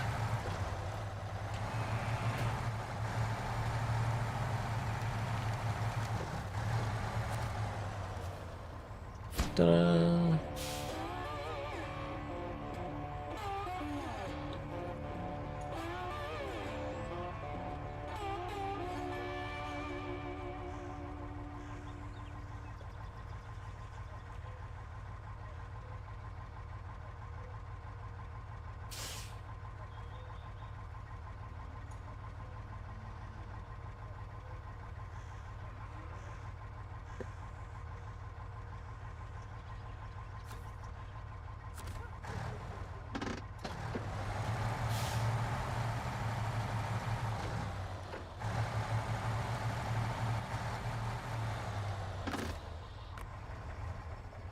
Just gonna leave that in front of that building there and switch over to the Bandit. KRS-58. Here are those Action wheels I was talking about, tires. See, they're very, very wide, which you would think would make them really good in deep mud. But I just haven't found that they've done much better than the tires that I had on the other truck I was just driving. The Zix Medium.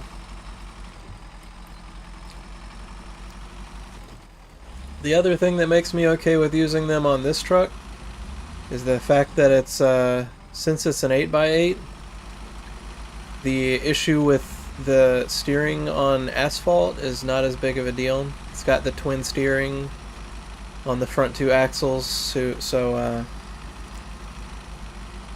the steering performance isn't affected affected all that negatively by having the Action tires as compared to the actual truck that's called the Action and that Zix medium that I was driving as well. Why did that...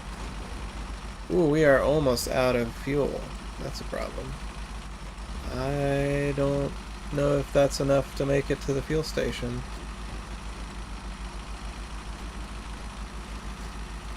I don't think it is. What am I gonna do about that? Especially with us coming to a crawl. See that? We've got these massive mud tires on it. It just comes to a crawl. Comes to a dead stop and then until we throw it in the low gear. That's ridiculous.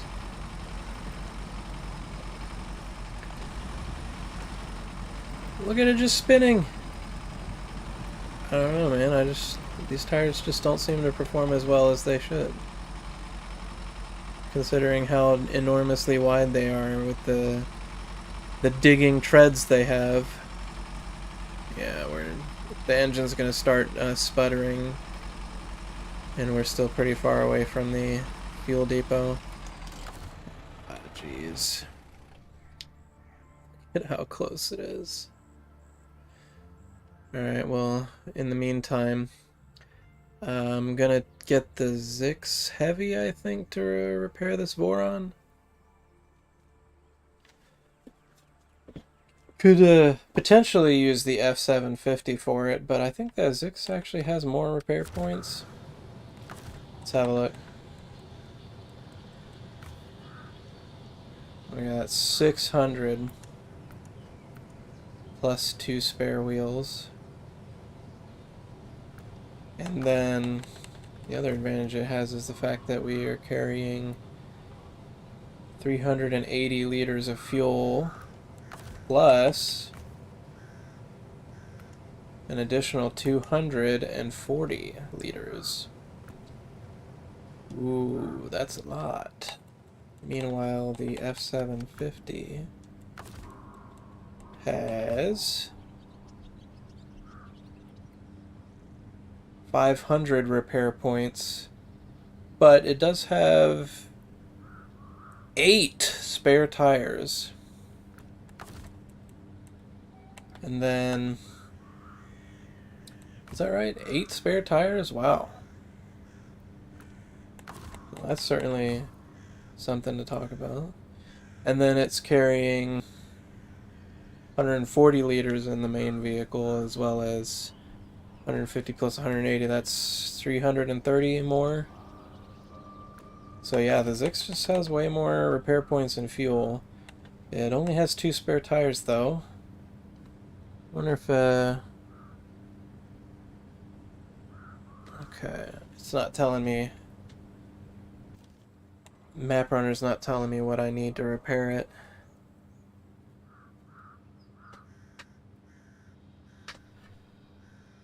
But I think I'm gonna go with the Zix anyways. This thing is way more capable off-road anyhow. And all that extra fuel is gonna help me because I'm gonna go refuel the Bandit with this as well.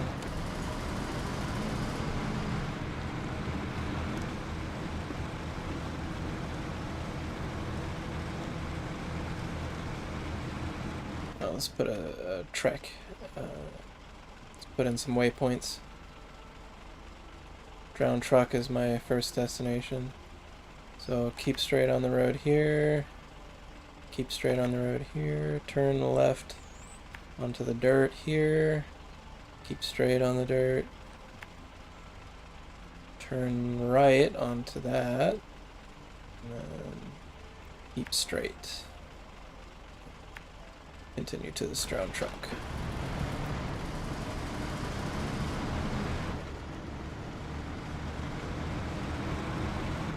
Man, these headlights are really not helping in this fog.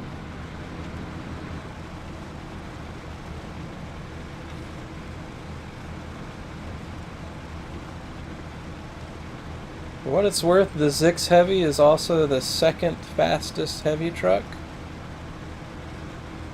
It's not really that fast though. Not even close to being as fast as the Western Star Twin Steer. Ow. I never understand those random bits of like 20 damage.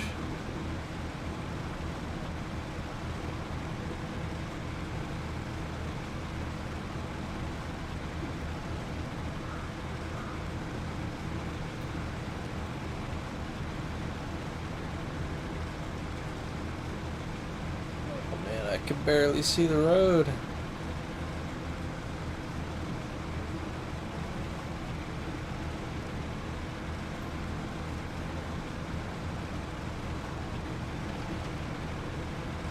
Jeez. That was a bouncy castle.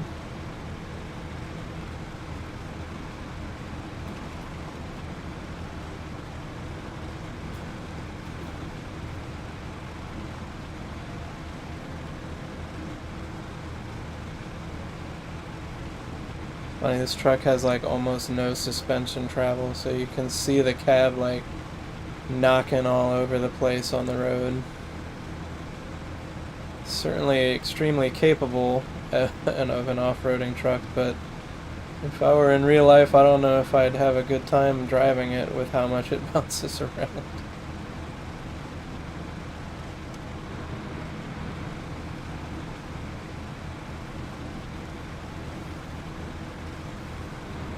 If I go into the cab view, oh man, look at it, man. It's just, oh my god, this would be a terrible experience. The roughest ride ever. This thing is not made for comfort.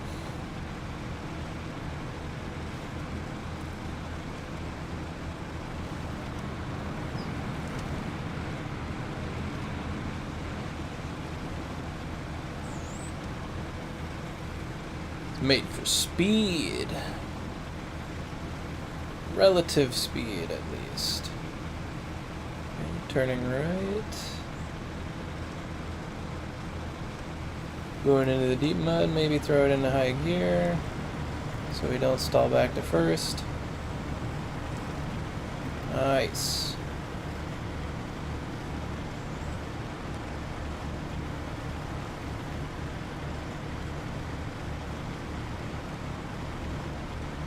Maybe go back to auto.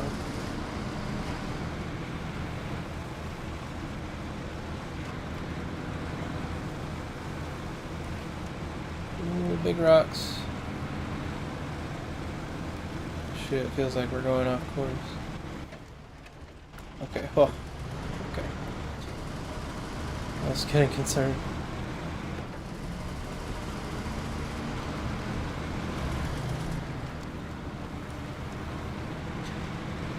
It was just a weird loop.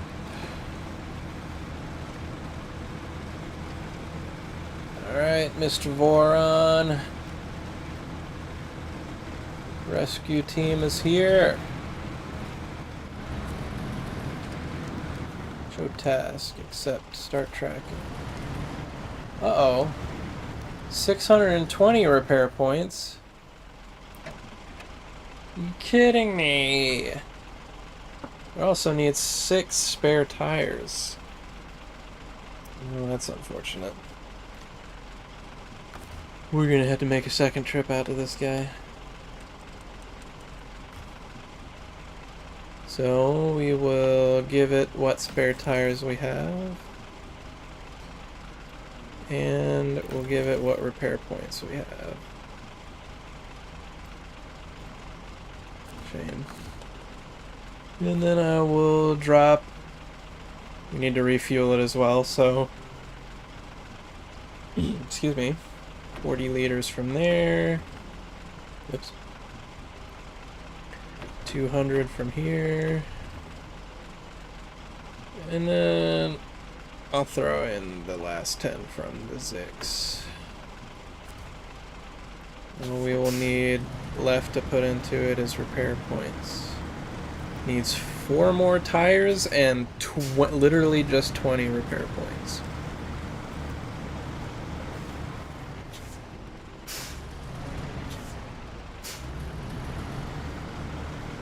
I guess I'll drag the Zix, no, excuse me, the F750 out to it. But first, let's plan our, well, actually I should have just kept going along the coast, huh? In fact, we will do that.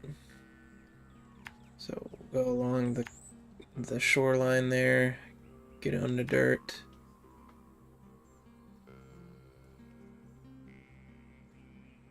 Could go through the factory. Let's do that. Through the factory. It looks like there's another gate on the back. And then we'll go out to the KR Bandit. KRS Bandit. Getting a little toasty.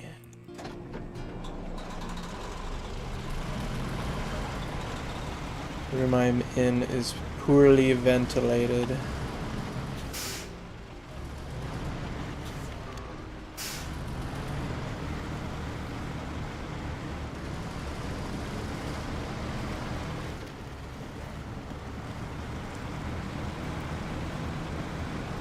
We're spinning. Let's go into low gear.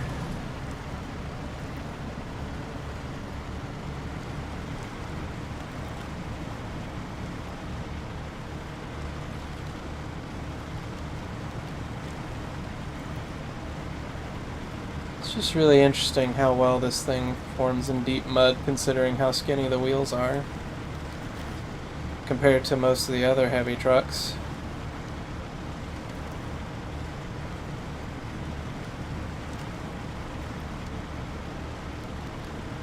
Doesn't look like they're particularly underinflated. So I'm not sure where all the traction comes from. I guess I'm not complaining.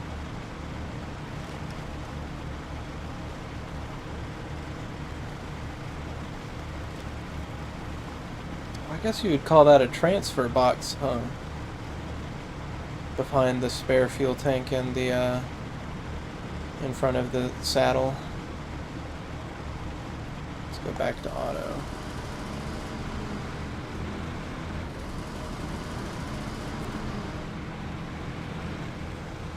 It's been raining a lot in this game today. I don't think it normally rains this much.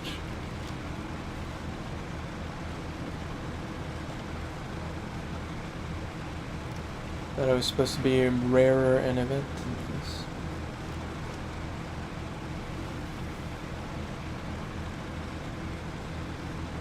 Wary bandit, I'm coming. Okay, low gear it is.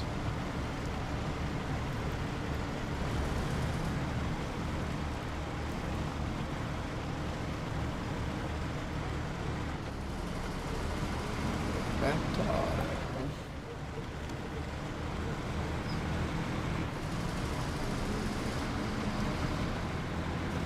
$150 meters.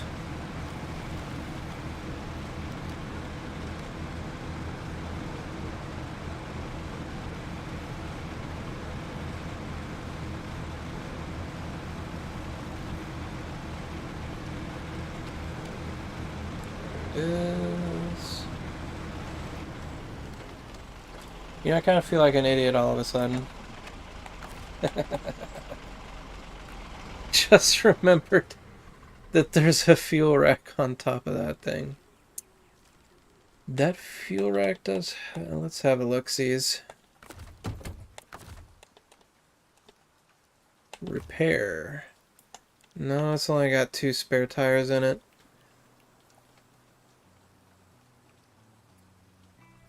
Ah.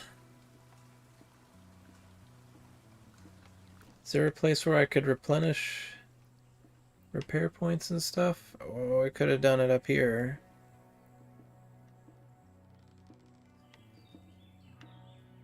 Honestly, that'd be closer than bringing the F750. Let's get back in the Zix. And there is a fuel station there as well. So we're going to continue straight in the Zix. Go into the village. I'm just going to put a pip randomly in the village. And continue out the other side. Go around this bend.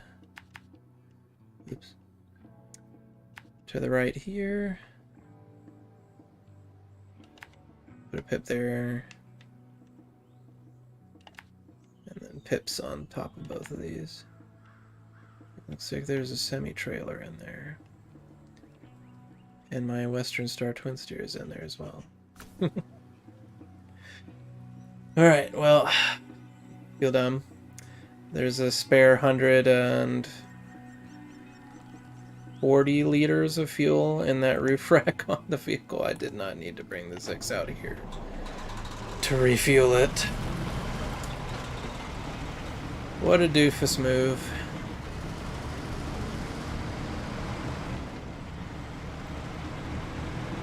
We didn't waste that much time though.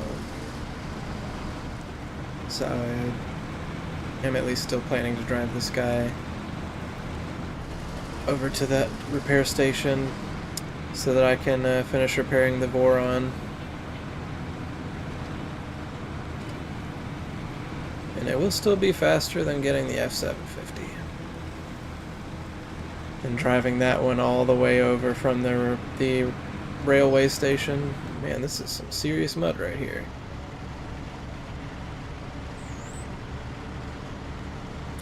Try to minimize how much of it we go through. I was going to drive off to the left there.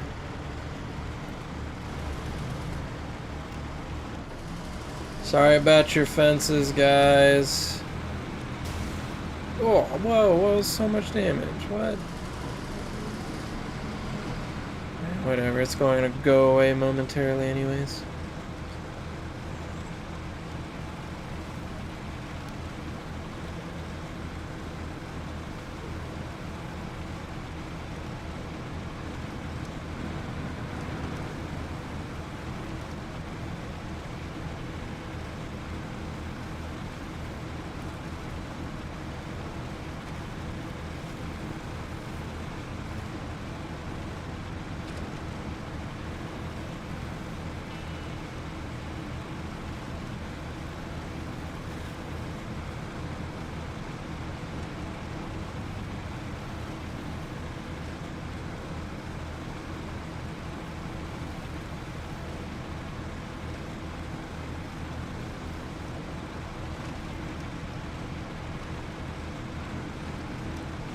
On my back.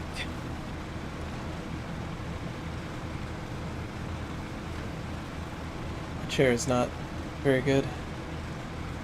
I can't actually lean back in it because the joint that holds the back plate is broken.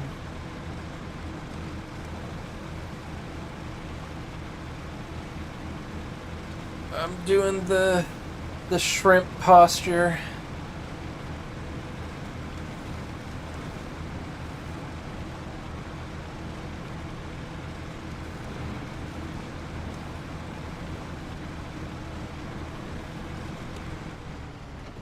It's gonna be awkward if this doesn't refresh my repair points.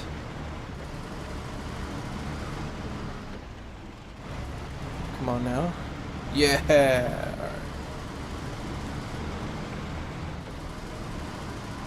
The fuel. No, what do you... I pressed the wrong button again.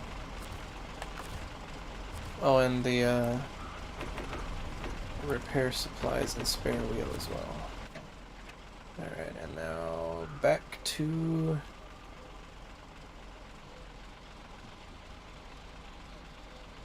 Go out this way, and... Here... Oop. Finicky about the placement of these. I'm gonna put one up here just so that I know that I'm not going the wrong way after all. Alright.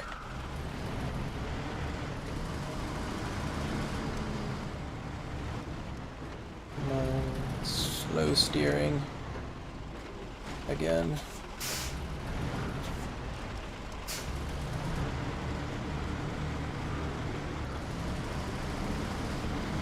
I think I was getting a little bit of lag just then.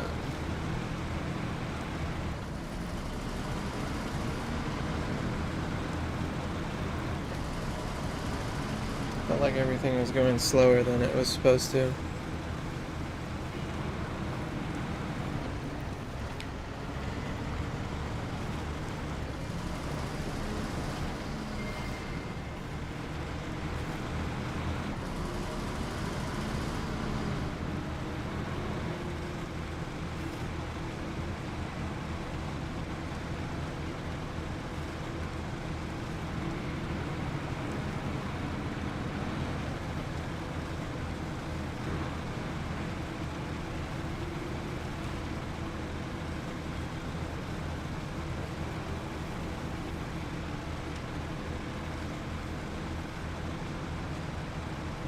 Trees are just a little bit too close together for me to cut this corner.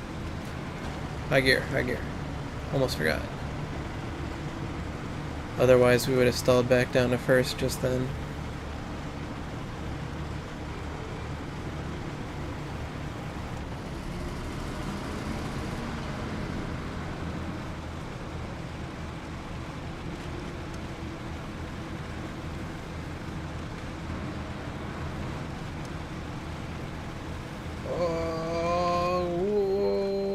Okay.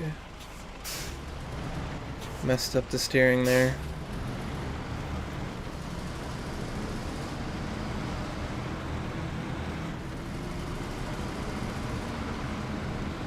Gotta be a little bit forward thinking on your steering actions, since the wheels don't turn instantly.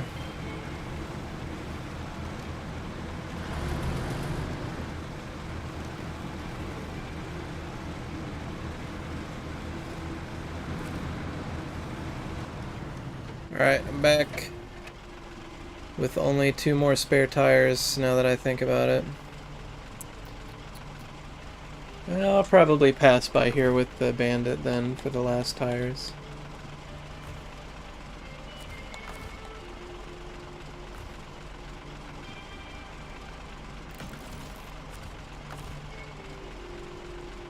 I think I'll just recover the Zix.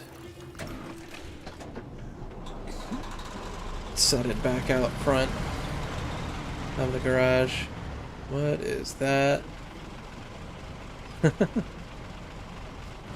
was some random floating junk. Alright, stop. Switch to the KRS Bandit. Refuel other way around. Okay. Ta-da! And we got 2 more spare tires in this. That's all. Oh, I didn't put the 20 repair points into the Boron. But we've got more than 20 repair points on this guy, so we'll be able to finish off the repair and refuel of the Boron with this. With the Bandit here.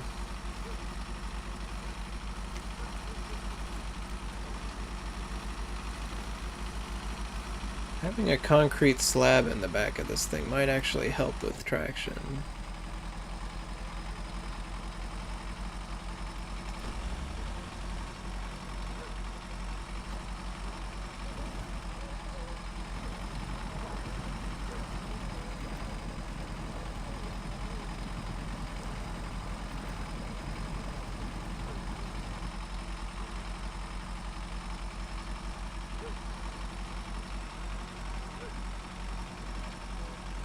I remember a YouTube channel that I stumbled across some videos of saying that that Mud Runner had much better sounds of the vehicle going through water and mud than the SnowRunner game had. Ugh.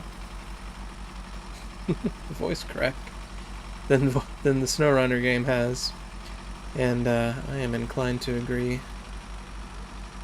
This game has like almost no sounds for you going through mud. I need to put some in the repair supply, or yeah, the roof rack as well. Is that it with everything? Oops, didn't mean to press that.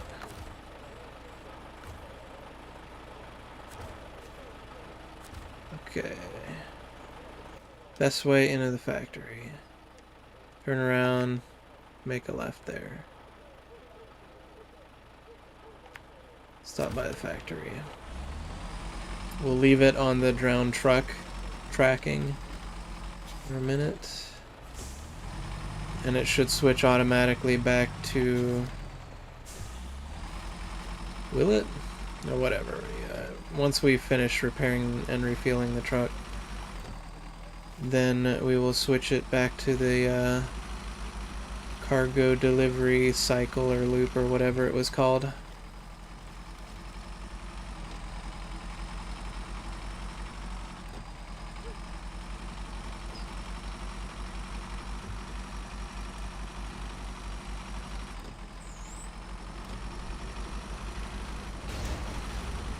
Really?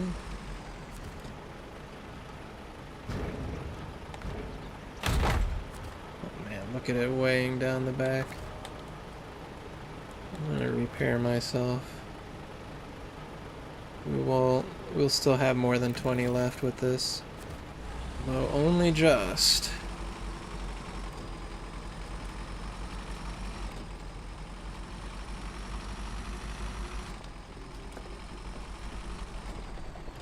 I'm actually hopeful that all this weight on the rear axles will actually help give us extra traction.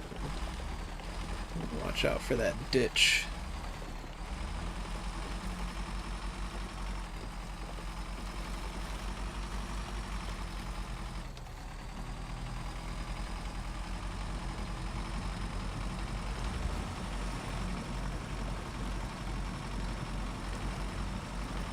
Seems to be going alright.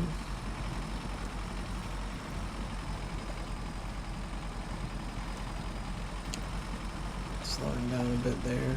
I'll go back into low medium.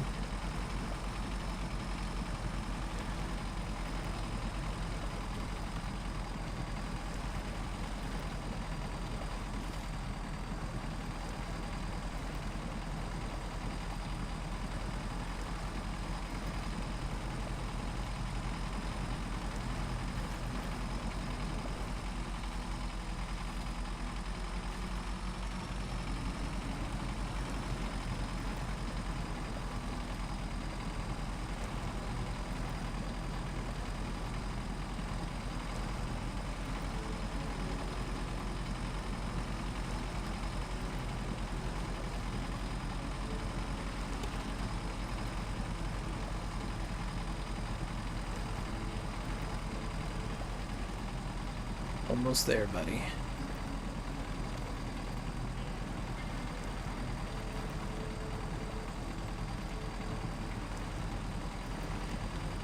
You'll be home free and just... I'm honestly probably close enough already.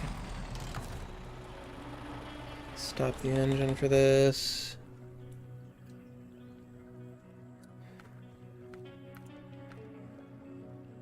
I already refueled it. I don't know why I brought that menu up. There.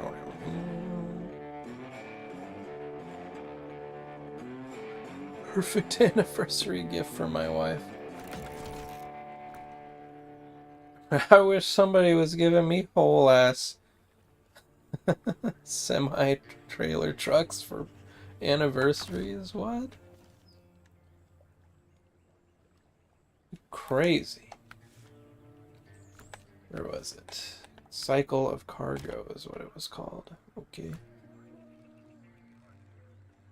And routing. Excuse me. So we'll go back up to the road. Make a right here through that giant puddle.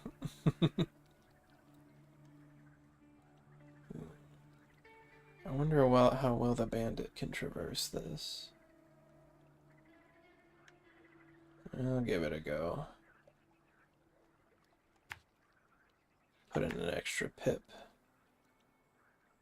Some extra pips so that I know I'm going the right way.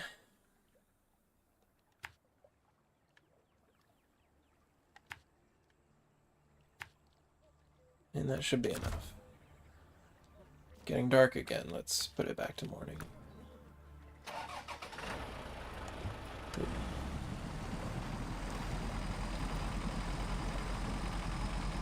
Hard right.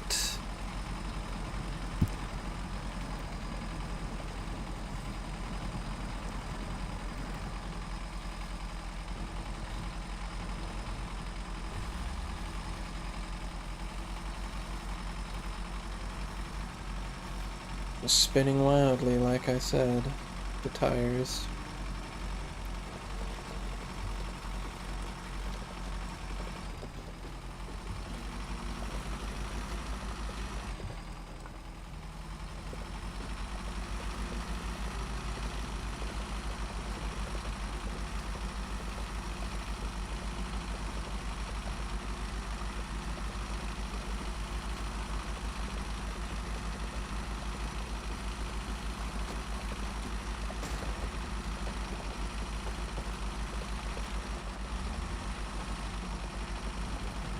Go high here.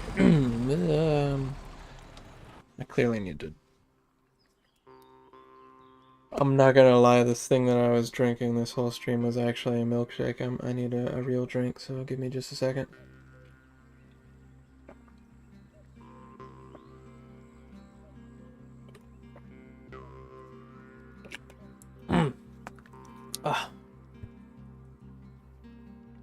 Hopefully my voice will be a little bit better after that.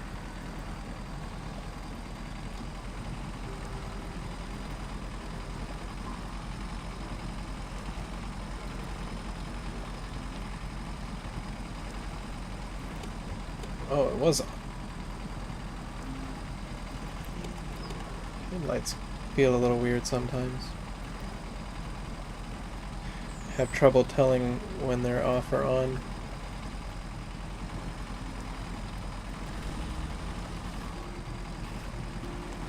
Come on, we got these huge tires with the really tall tread lines. Surely we should be going faster through the mud than this.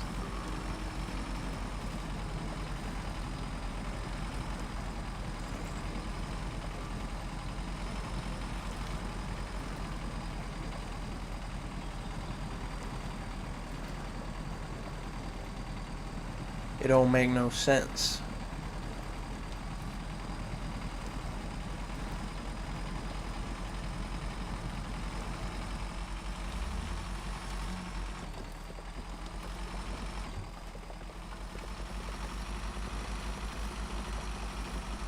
These are pretty good in the dirt.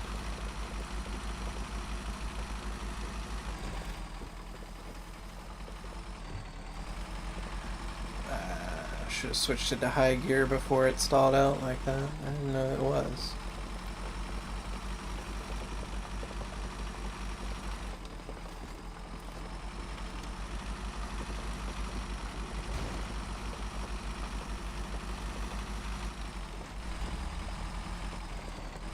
Poor steering.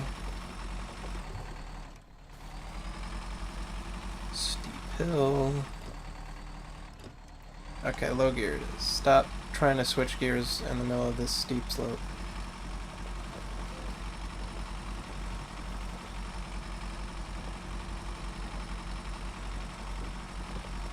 This looks pretty precarious for this truck. Oh, okay, yep, there we go. That was fast. Rest in peace, Bandit. Alright, how do we fix this? I'm not gonna try and fix it with the Western Star. Twin steer, that's for sure. Maybe the Zix medium can save us. I'm gonna have to clear out those waypoints.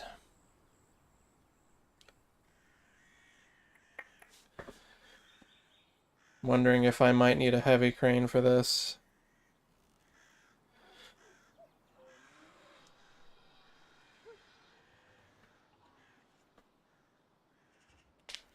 I'm not so sure the Zix medium is going to be enough.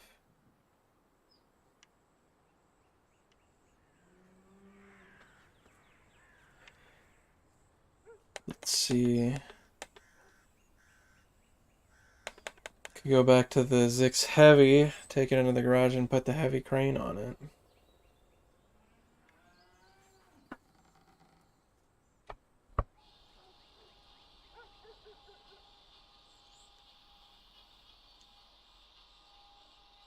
Let's have a look at our situation again.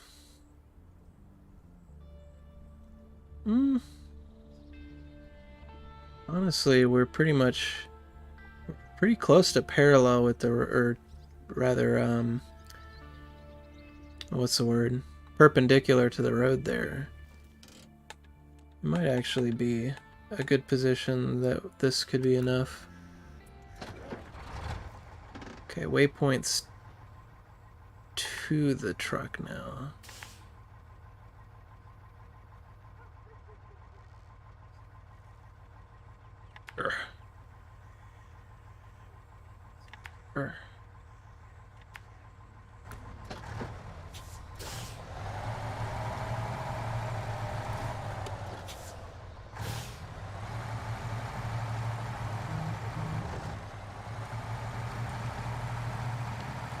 Got the fuel to make it, I think. Even if we're like almost empty when we get there, the bandit should be able to spare a bit.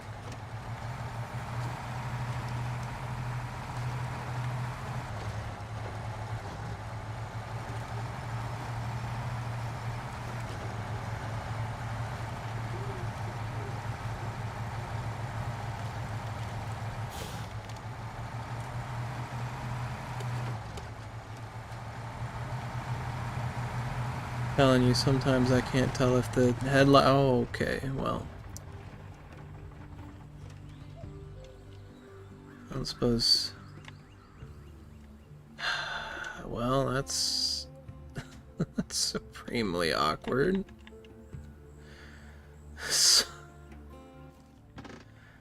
Oh, so much for a rescue mission.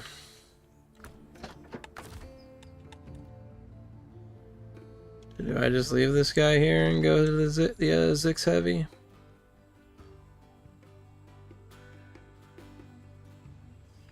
There's not much else to use it for around here. I might... There's only one unit of drowned bricks to be picked up for that one. So maybe I'll use the Zix to the Zix Heavy to save the Zix Medium here as well. Alright. Oh, that's real awkward.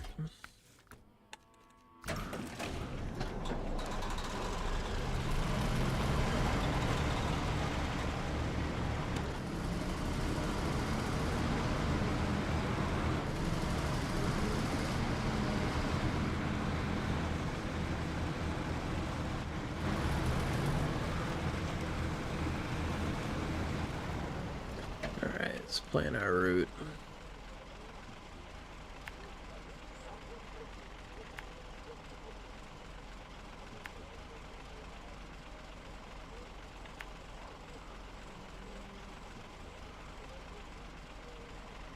Should come around from the other side.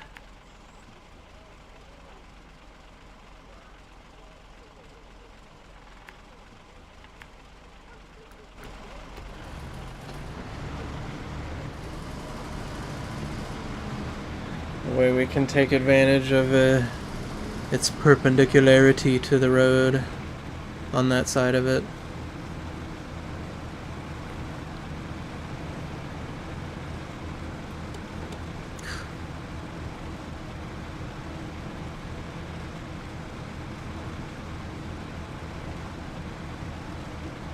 Bumpy ride.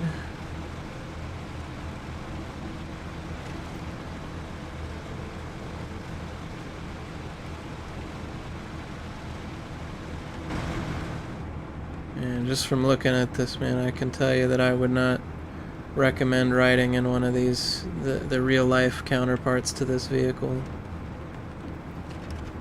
Oh man, look at that.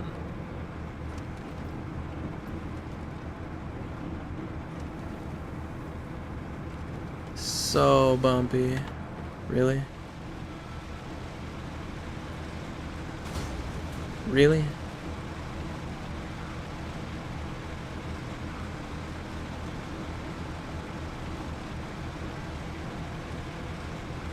Oh.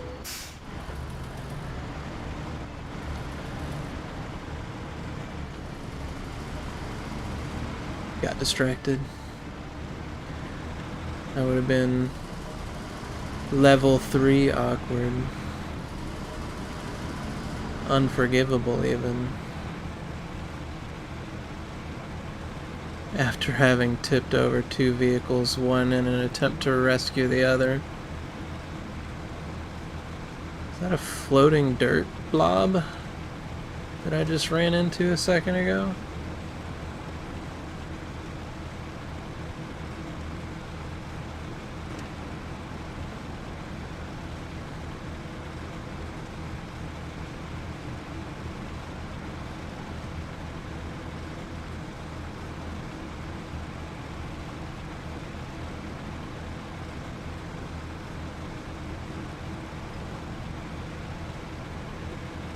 Hard left. Too hard. Steering is very slow, as I keep saying.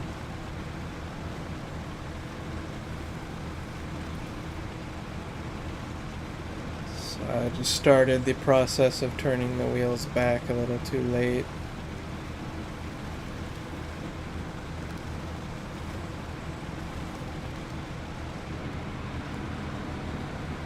Back into first, please. No.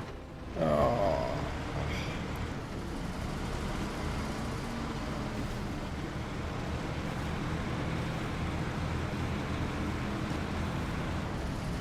Almighty Zix Heavy didn't need to go back into first gear there. Just switching to heavy for this water. Muddy water.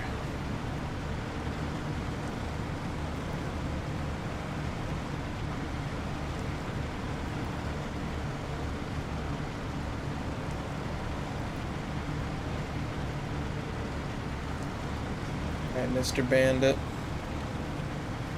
Almost there.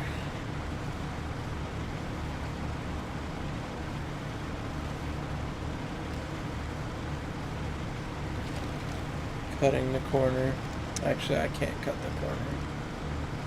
I thought that was the road here, but we actually have to go above these giant rocks. Oops.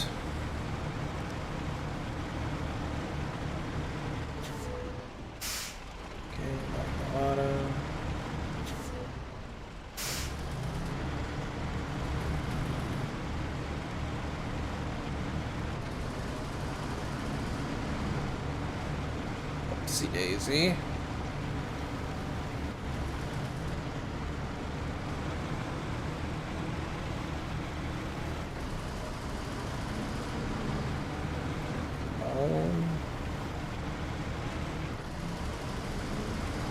At some point I'm gonna want to turn around. Is the road? Doesn't look very roady up here. I don't think it is.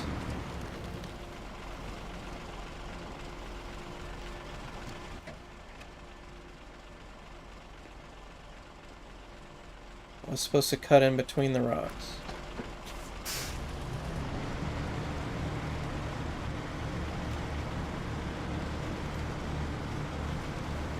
Missed it.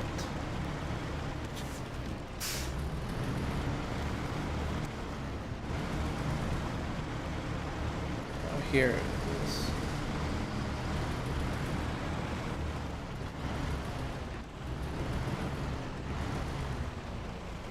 Take it slow. Ooh, that looks precarious. I'm gonna have to be careful when I come through that with the bandit. With the super heavy concrete slab load in the back.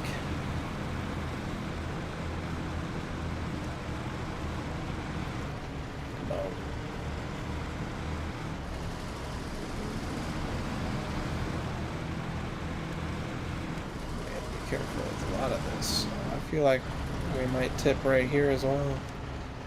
I think we're about to tip in the Zix. It's worrisome.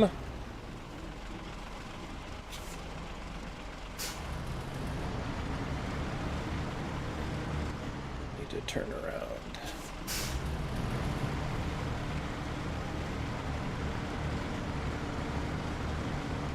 Starting to wonder if I might need to find another way to go with the bandit.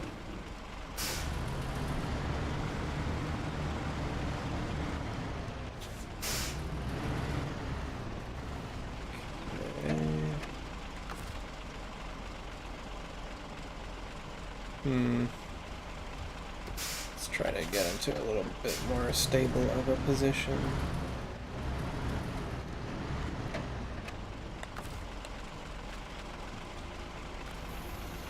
There we go.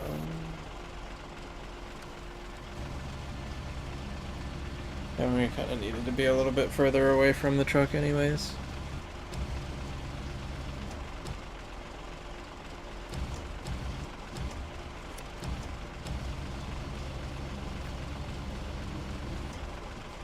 Really needed you to flip over, man. Oops, oops.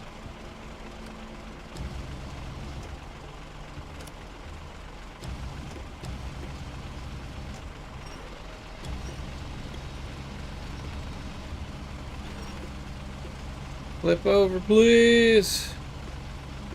You're not flipping.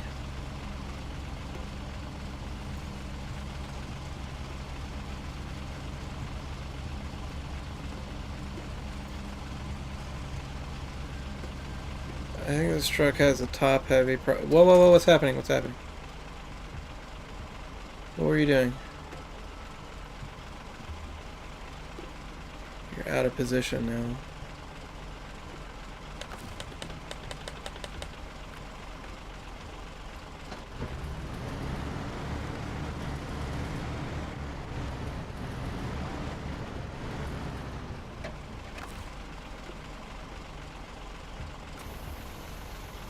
This thing to flip over. Is it because it still had the concrete block in it? I can't get the... Okay, here we go. Let's move this out of the way.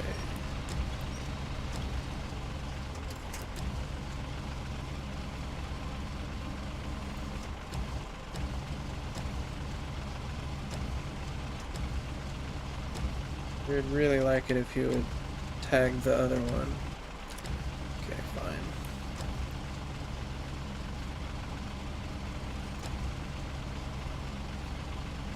I'm gonna bring it over this way. Oh, jeez, come on.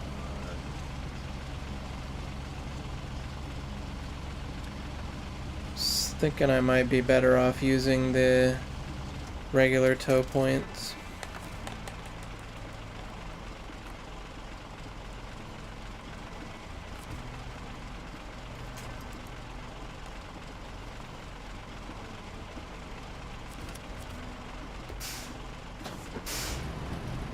How did it connect there?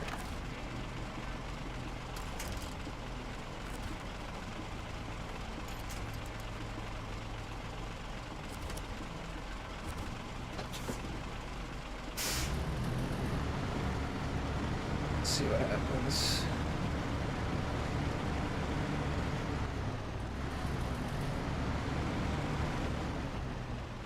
Okay. I'll attach the winch to the top one.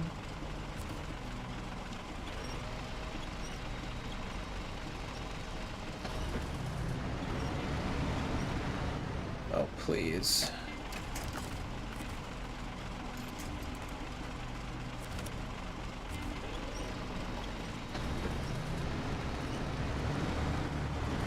There we go.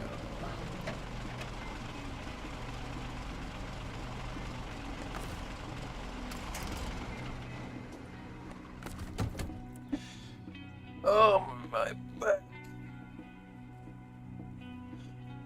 All right. That was Unfortunate experience. Start engine, activate anchor. Hope this doesn't tip us over.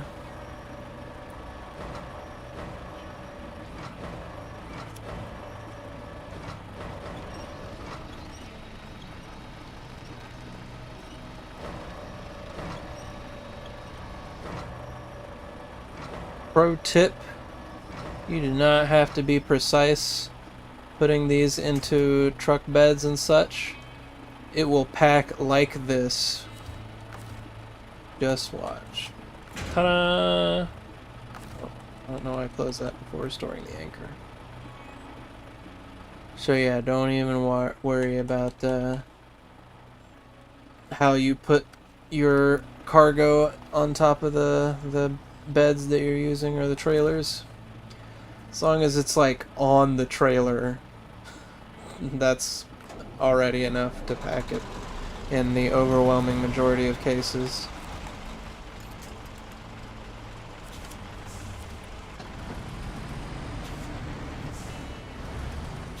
Alright, I'm gonna see if Zix can't help us prevent Friend Bandit from turning over.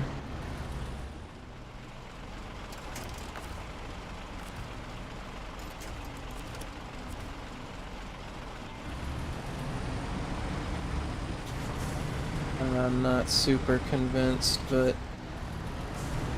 ooh, I'm giving it a go.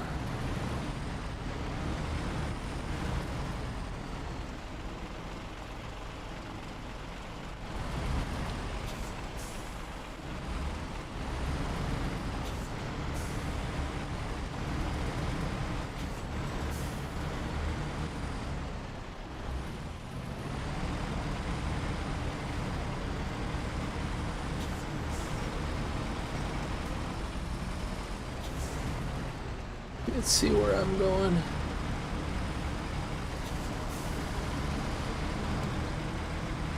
So far, it almost seems like it's working.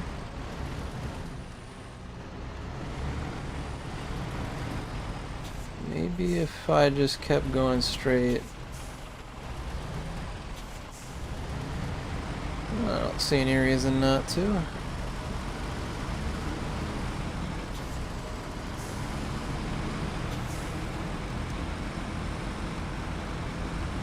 Alright. Cargo secure. And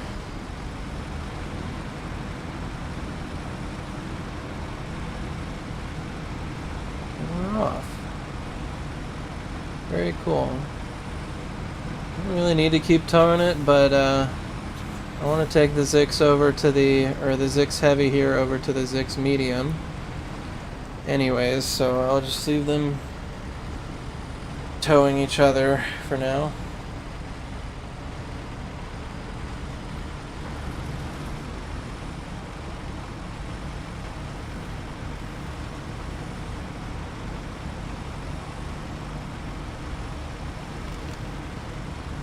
Until we make it to the Zix Medium.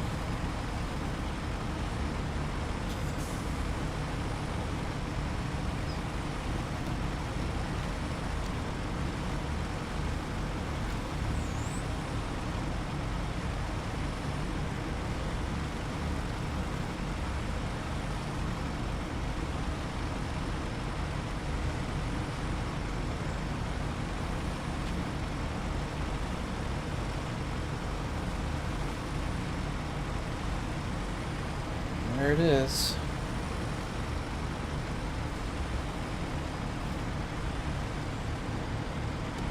All its pitifulness.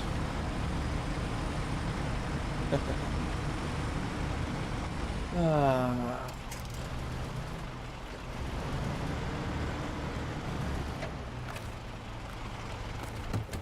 It's not the one that I meant to switch to. Going to continue on with the bandit.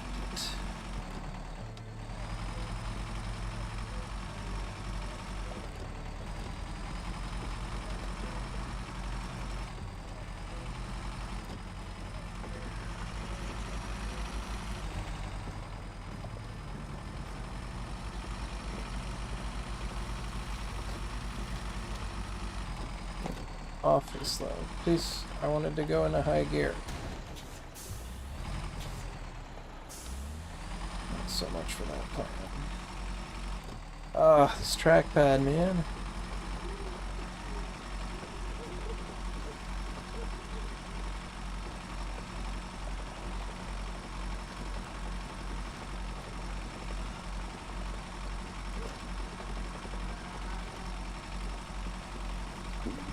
Excuse me.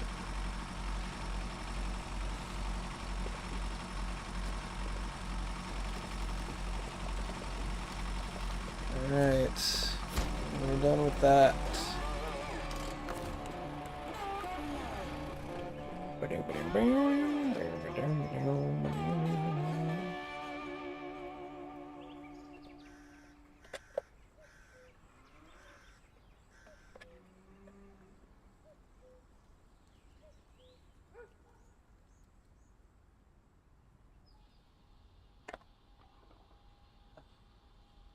Just finishing off the milkshake.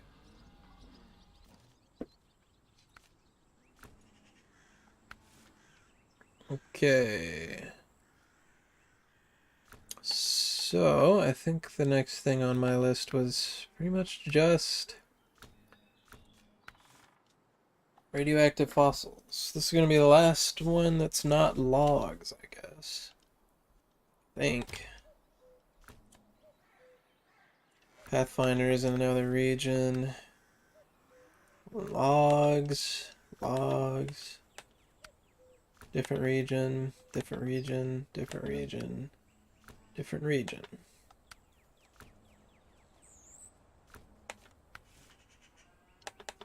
Bunch of locked missions. Any of them here? Are we getting real close to being done with everything in this region? Ooh, there's a lot of these. Let's see if any of them are for here as well. Oh, yeah. Or? No. This is in a different region as well.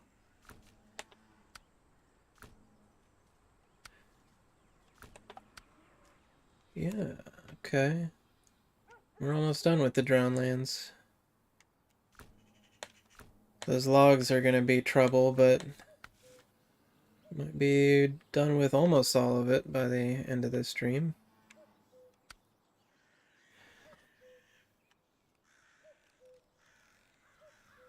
Alright. I'm gonna get the Zix medium righted.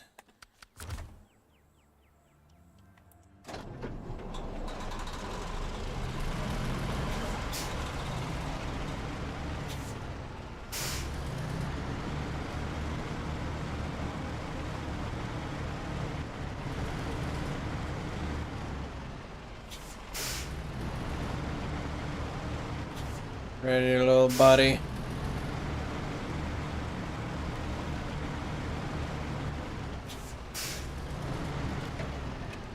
This might hurt.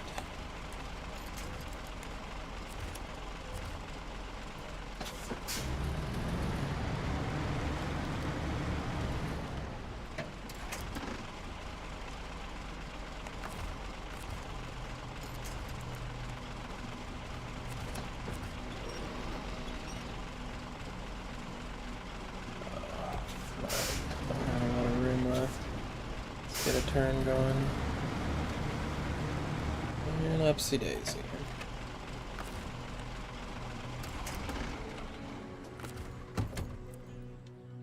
Alright. So I'm gonna go check out what's the farm swim one? Well, and we'll just check out this mission and the drowned bricks mission as well. And oh, actually back into the Zix heavy for a second. You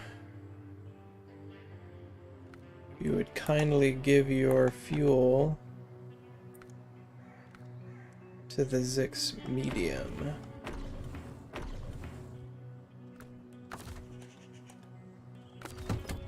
Now we'll be off.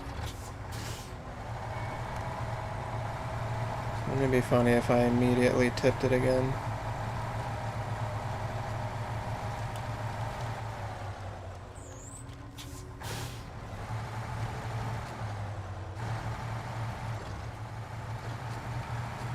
No. It's a zippy little boy.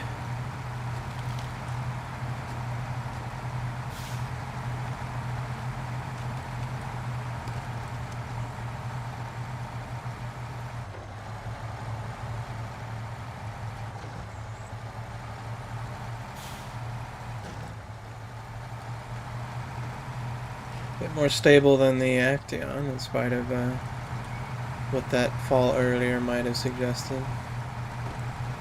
Oh, I see. What must we do with you?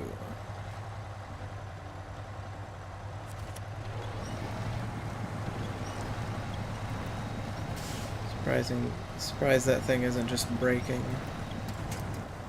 Okay, now it did. It actually didn't break until I let go of it. But this is a real tree that won't break on us. Oh, it suddenly took damage.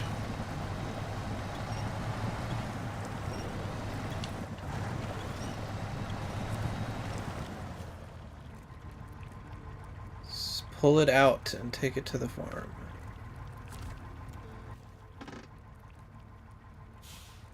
That's right here, isn't it? Not exactly a grand journey. Do that with the Zix Heavy. This one has had enough trouble just getting over here. I'm worried about it getting back even. Oh, I never did put the diff lock on though. It's pretty deep mud. Oh, I just want to put it in the low high. Okay, thank you. Low plus would be a less confusing way to refer to that. And we're digging in anyways.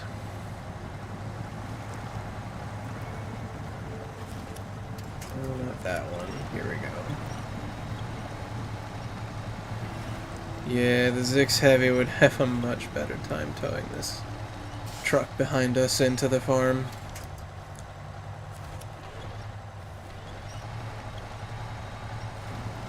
Can barely get ourselves through this muck in the Zix Medium.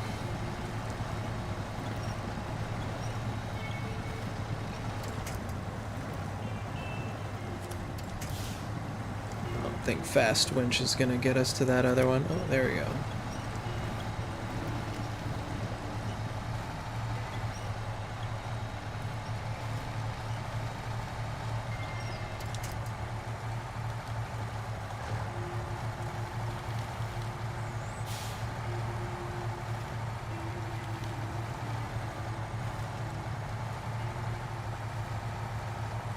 Alright, we're out of it.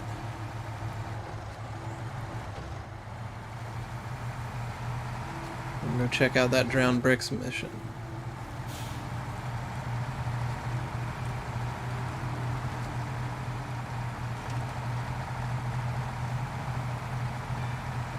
Is this not it? It is.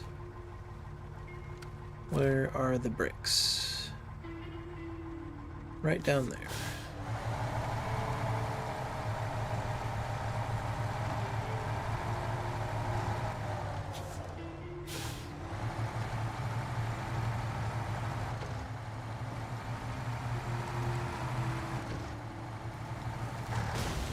Oh! Ow. Ooh, that was painful to listen to. Screech! Stop! I have the handbrake on!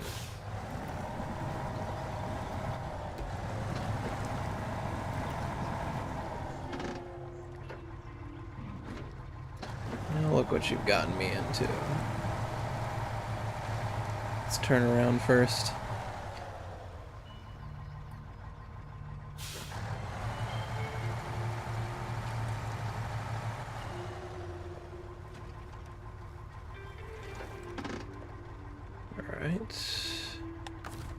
Anchor. Crane. Uh-oh. Let's pull it behind the truck. up.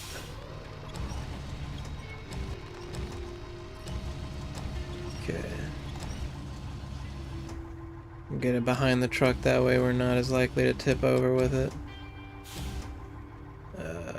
Y to lower the... no. X to lower the winch. I'm afraid if I just detach the winch here, that it won't fall into the... how do I get it to go into the bed? Can I go ahead and pack it? I sure can. And restore the crane. Okay, start the engine first and then release the handbrake.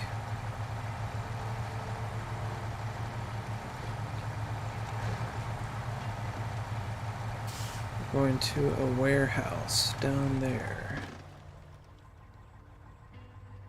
Right past the fuel station. Drop by the fuel station first, just to make sure I have the fuel for this. It's a bit of a small tank. I mean, we do, but drive-by refueling means there's not really much downside to stopping for it.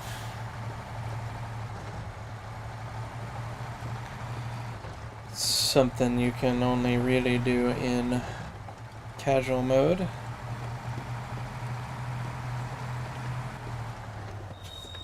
You have to be careful about destroying my suspension on these blocks, though. And also pressing the wrong button. Okay. Keep forgetting to turn off all-wheel drive on the asphalt. Here we go.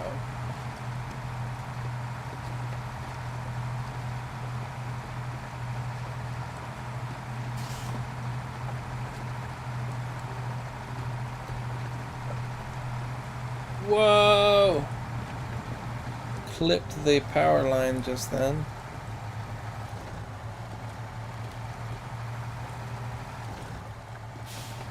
It's almost disastrous. I'm surprised it wasn't. You see me overcorrecting my turns repeatedly right then.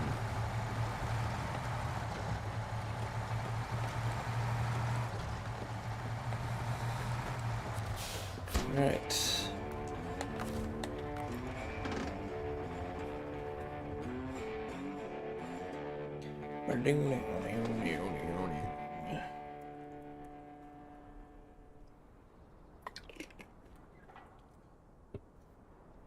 Alright. And we will make that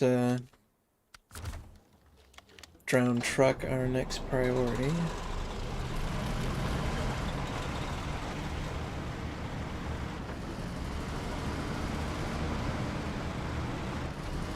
Zix Heavy to the rescue.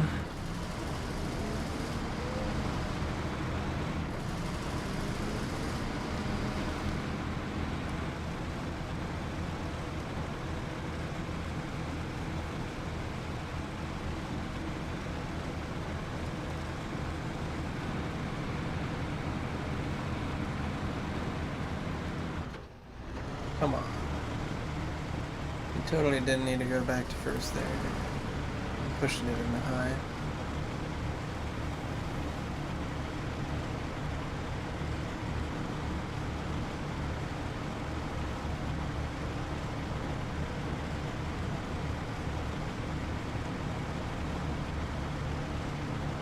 I like the color of this truck.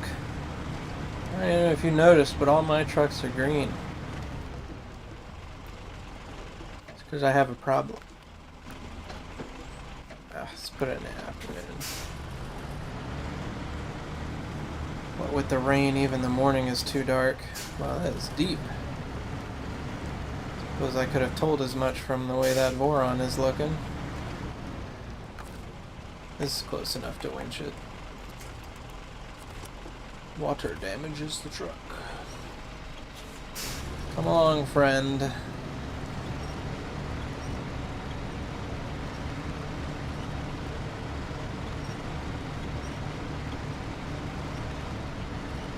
Didn't say anything about repairing it.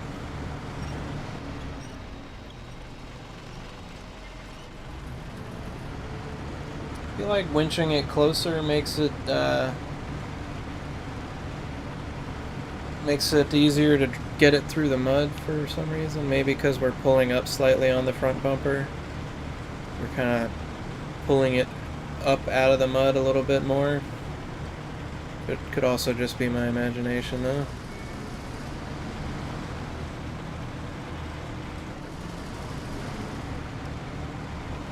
But I have since tried to winch the towed vehicle just, you know, maybe the length of the cab or so away from the vehicle I'm towing it with.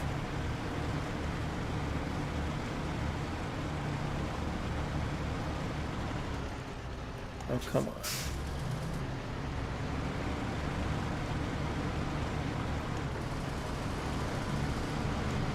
It's literally dry ground just then. Stop stalling.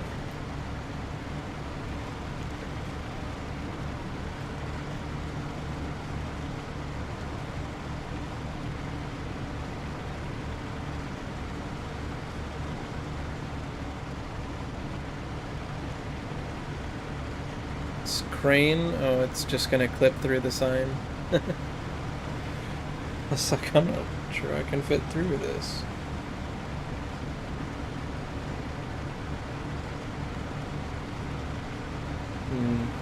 Hope the bandit isn't in the way. I turn left here instead of going around the other way. I just noticed that scout fuel carrier there. Right above the crane. Can I go faster?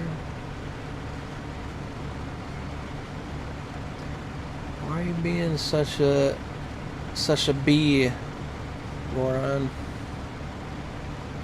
Just get towed. We're like 50 meters away from the destination. Come on. You can do it.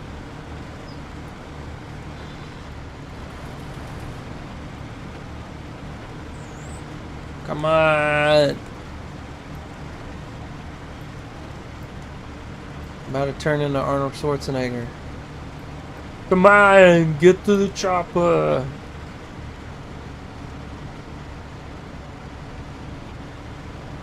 I can't get out of first gear.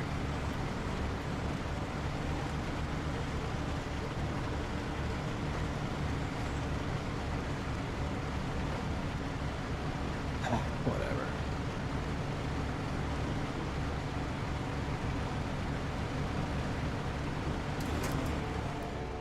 Finally. So next up is back to this. Pop in my neck real quick. I don't think there's anything else besides the logs after this one. Back in the bandit. Maybe I'll get the rest of them with the Western Star Twin Steer.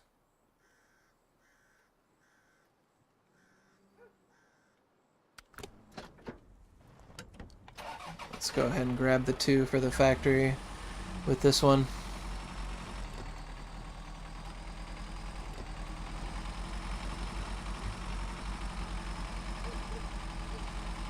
Cannot believe these tires are so bad, bad in the mud. I mean, look at them. They look like they should be so good.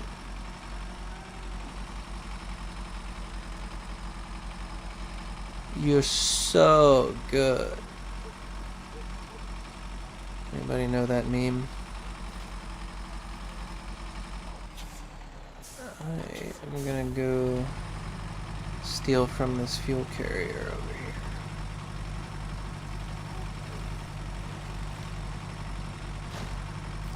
here. New trailer discovered. Apparently I'd used it before. It's almost out.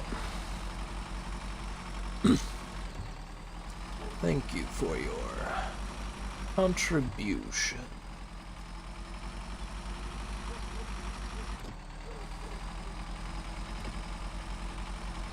should plan my route out here. And we can go with this largely invisible route.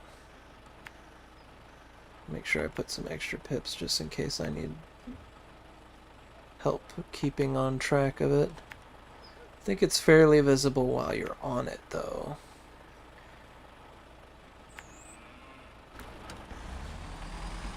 It's just not very visible on the map.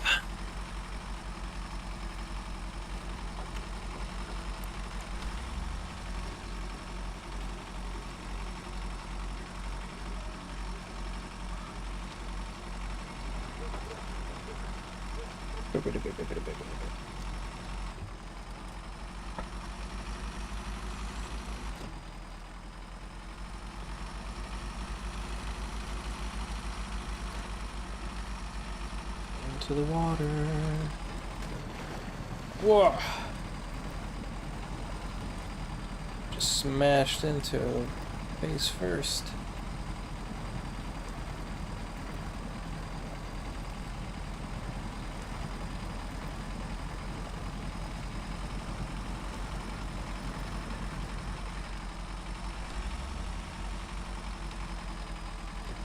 I could hear the engine running down while I had it in high just that moment there.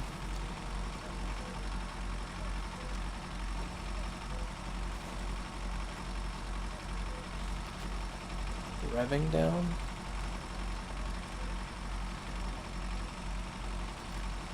Yeah, this trail is pretty hard to see even while you're on it.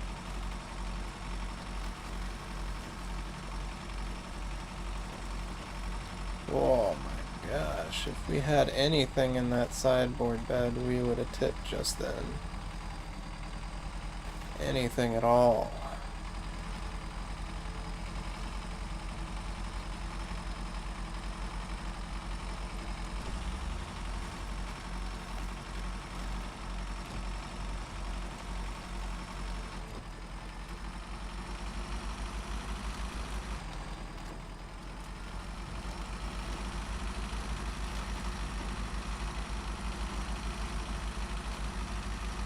The trackpad on the Steam controller is certainly an interesting concept, and it's not too bad for the camera work. Although I wish it tracked a little bit faster for that purpose. But it's pretty annoying for trying to change gears in this game. I mean, it doesn't help that the system for changing gears is already kind of not great. But having to do it with a trackpad makes it even worse.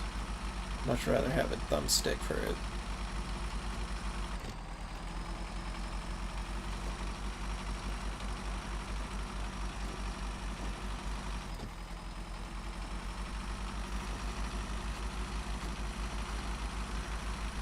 Военный объект.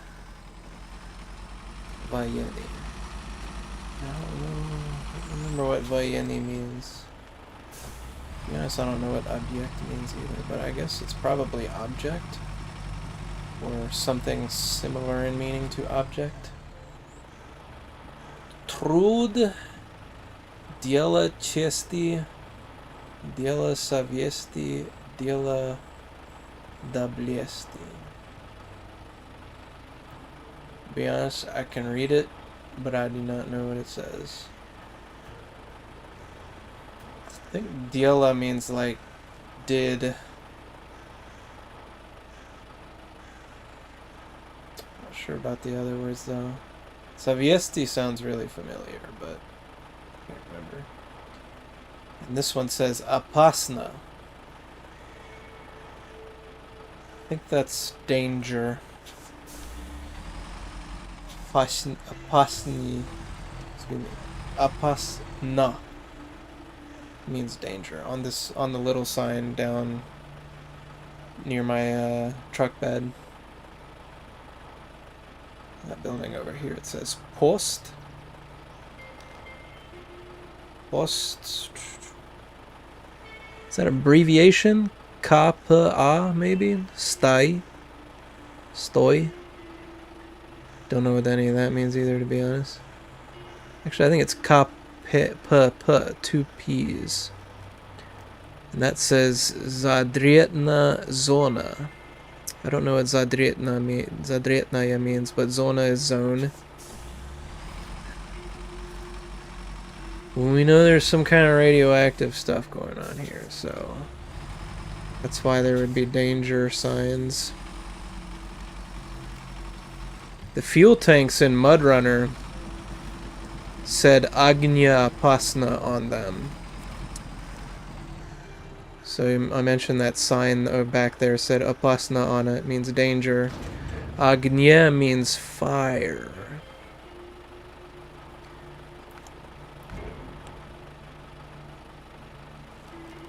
So if you were wondering what the fuel tanks in MudRunner said, they say fire danger. These are very interesting looking loads. Is there another way out of here? Yeah. Well, we can fit turning right here. But I want to get out to the other side and get on this trail. And we should be able to go through here. Put some extra pips just in case the trail is hard to keep track of. And then turn left there. And then I'll put one last pip there, and the mission pip should be enough to get us the rest of the way after that.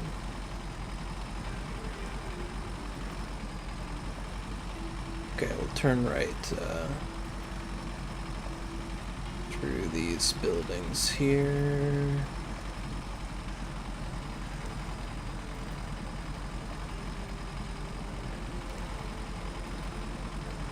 Gotta remember that I have a roof rack full of 140 more liters of fuel before I get scared that I'm running out. Okay, I'm gonna need to turn.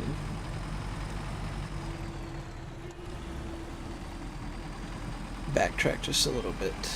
Sharpen our turn radius.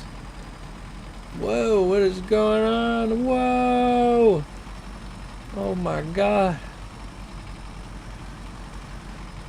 And then we got, what is going on there? Do you see those little glowy yellow, like eyeball looking things? What is that? What?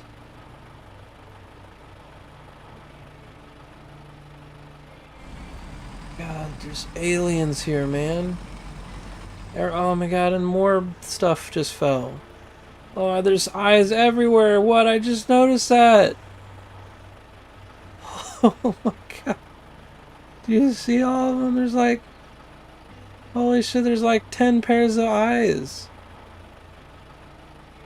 That's kind of creepy.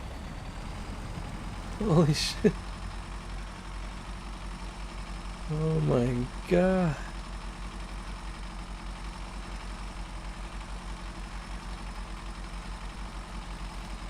Well.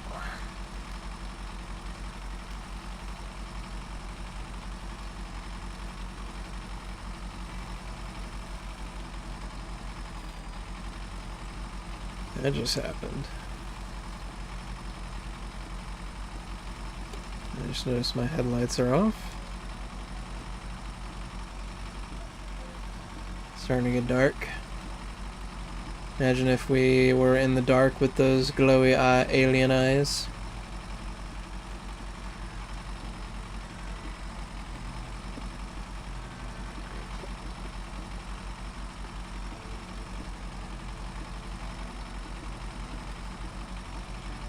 I wonder if those eyes were visible while we were still inside the compound or whatever.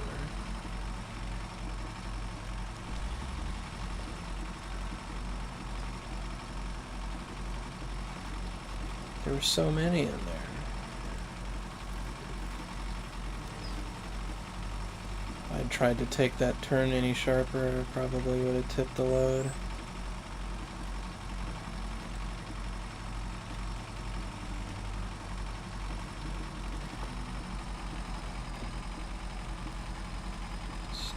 to spin the tires.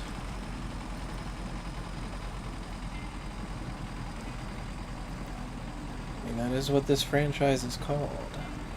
This game franchise. Called Spin Tires for a reason.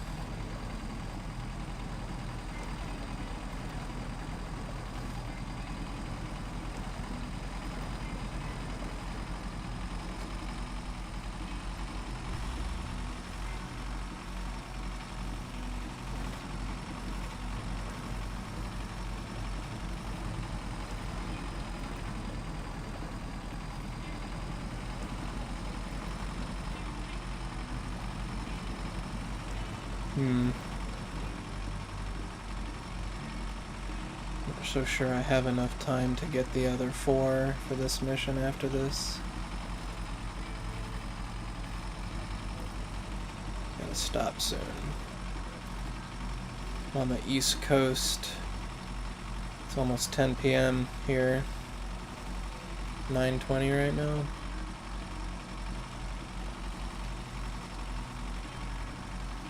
Gotta get up at 7 tomorrow morning. No later than 8 at least. Am I just going across the water here? So. Oh shoot, we are tipping pretty dang steep just then.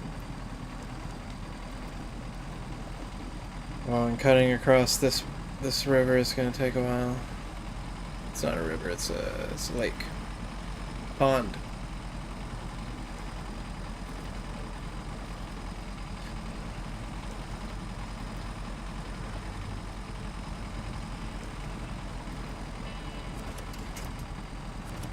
Really expecting you to connect to that tree in front of me. Come on. How much closer do I need to be to it? There we go. Don't break. Oh, it broke. Should have been more soft on the winch.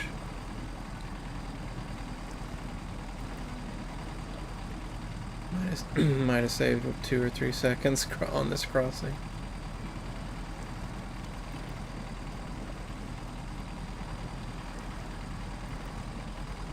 Quickly set it back to the afternoon.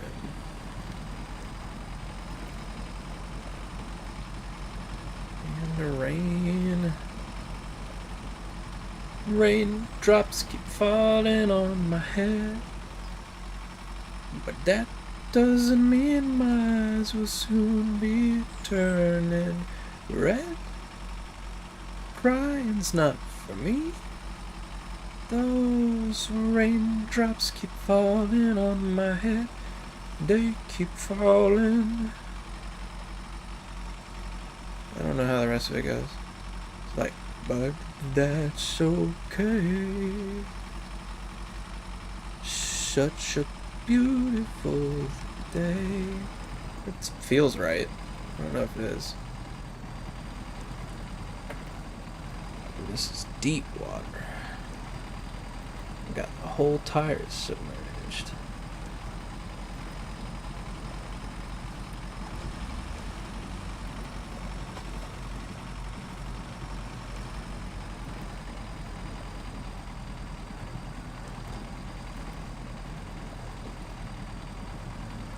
You got this. Oh, look, there's a viewer. Just in time for my song. Hope you like that.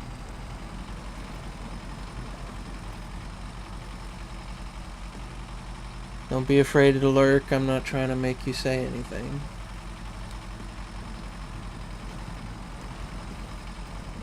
Appreciate you coming.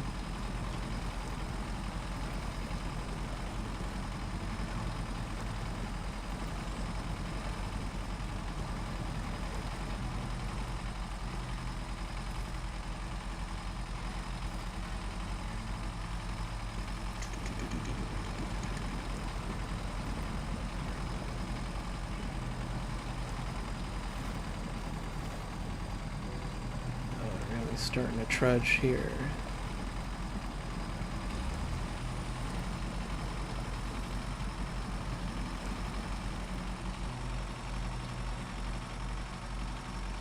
free. I thought we were. Okay, now we're free. And unless I just smash into a pole. Oops.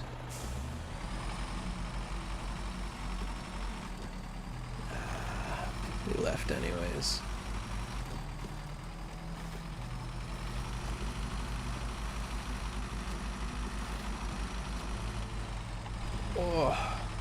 Oh, clean until I turned right back into it.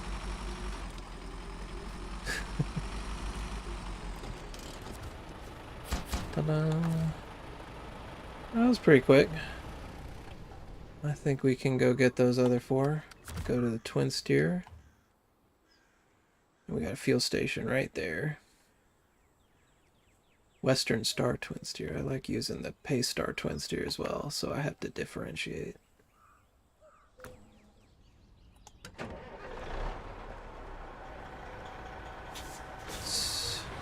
Is it gonna let us back into here? Alright, cool. I didn't know if there was gonna be an invisible wall or something.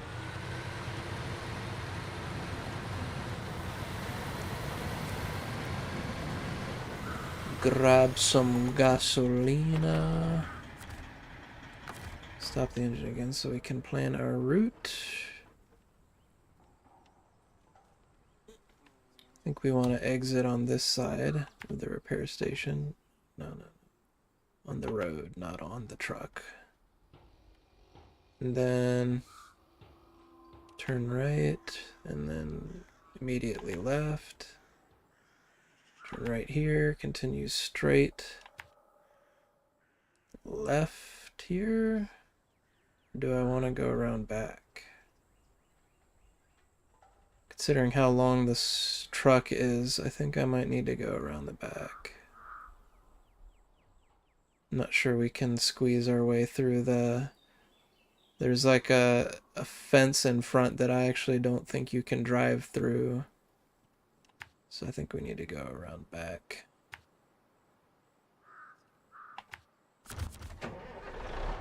Alright. Reverse.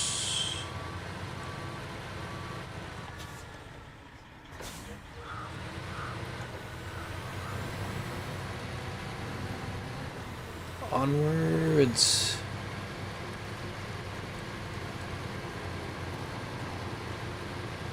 Let's throw it in the low. And put the diff lock on.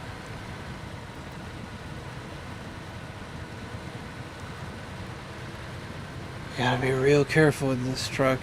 It's very fond of tipping over. Even though it's real fast. And it's got those 4 on-truck slots.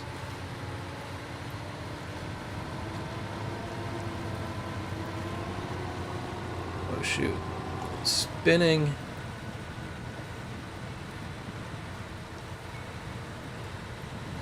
Diff lock me, please. That was some serious mud. Alright.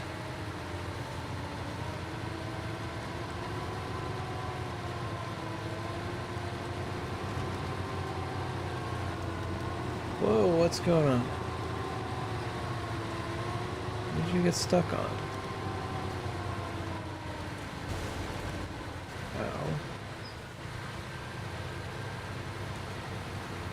I'm just going to cut across. Why not? Who needs roads?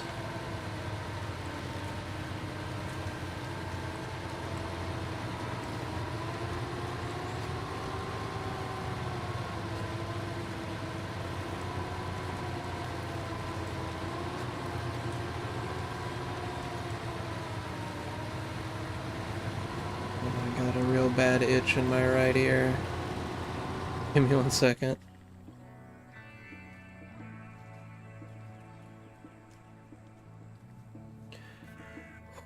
Jeez. Oops. There's these gigantic buttons on the bottom of the Steam controller. Apparently pressing on the right side at least opens up the photo mode. Oops. I forgot to press LB first. I was trying to turn on the diff lock again.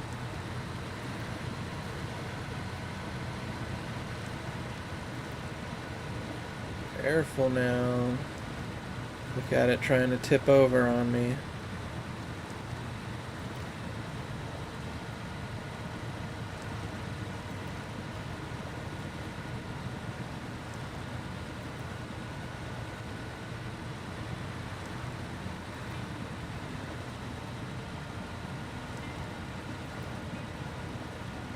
You go faster? This is awfully slow. Can the winch help me out here? Oh man, that snapped immediately. Come on, give me one of those two in front of me. Please. There we go. Finally. Out. Car bright. Back into auto. Maybe high. Some deep mud right here. Auto would have stalled out there.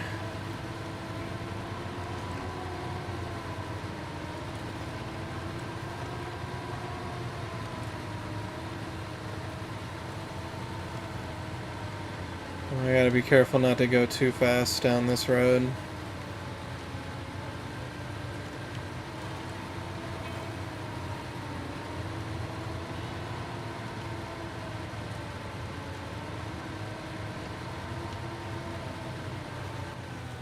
Okay, slow down. So, like I said, this truck is really tippy. I'm gonna cut. This thing is pretty good in the mud, so I'm gonna cut across these reeds here.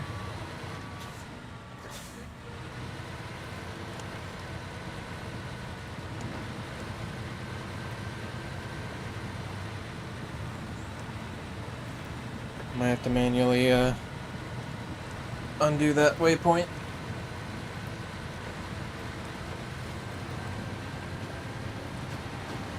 Yeah, it's not clearing. We're too far away from it.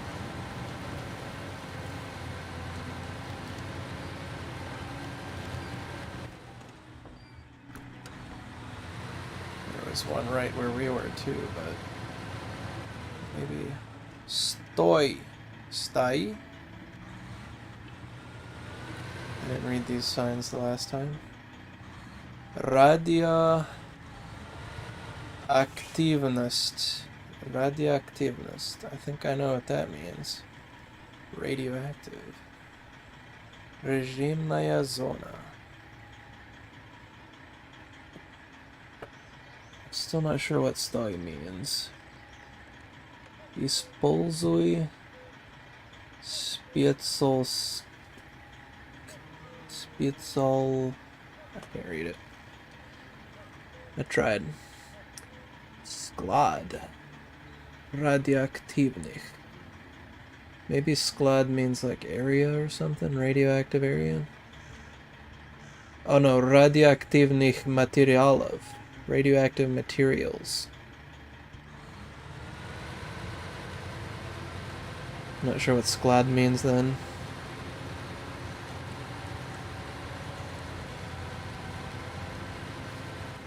Okay, I can just smash this tree down. Can't reverse in low gear. Oh, it's a buff tree. Oh man.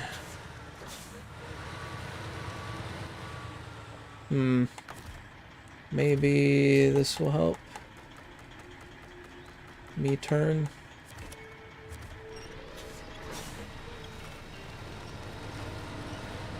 Crunch. There we go. Brute force. Oh, that looks precarious. I'll still have a look at that fence up there. That does not look like we could just drive through it. So I think I'm gonna backtrack out of here, reverse out. 1, 2, 3, 4. That's kind of a loud sound. Let's put it into reverse gear like this so I can put the diff lock back on.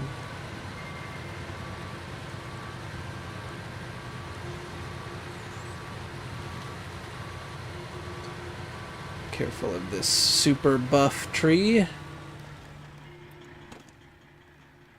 Stop the engine. Time to plan our route out. We gotta go all the way back to the radio station. Stretch. Alright. This is for sure gonna be the last thing that we do this stream. So we can cut across the inside here. Instead of going around that fallen telephone line, power line. It's kind of unnecessary. Put one here instead. And then unsure about turning left here.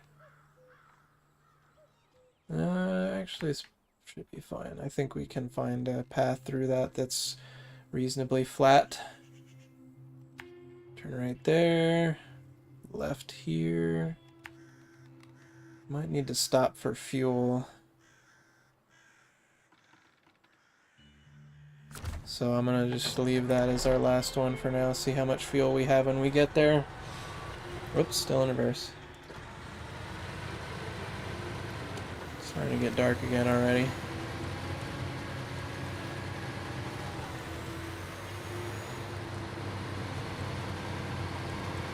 Funky camera action just then. Oh, just then too. Epilepsy warning.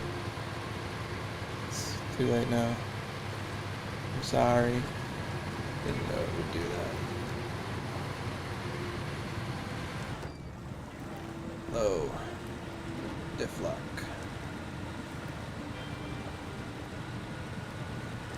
Lower.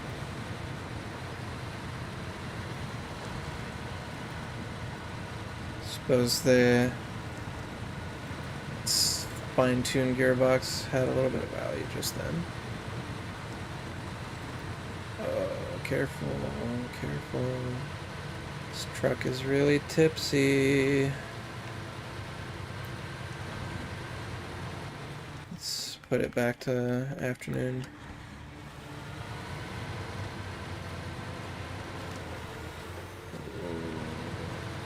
Whoa, oh man, I get so nervous driving this truck. Just had so many bad experiences with it.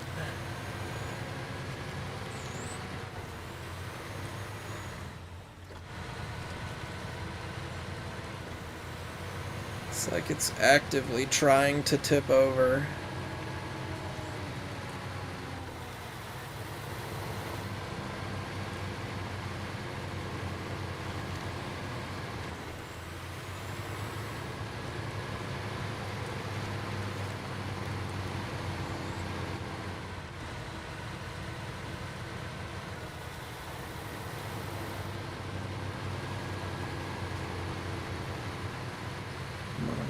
Come on.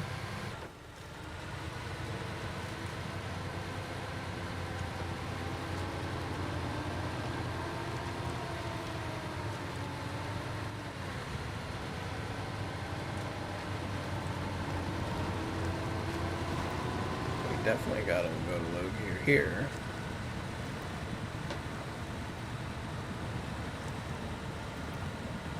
I like the sound of the transmission in this truck.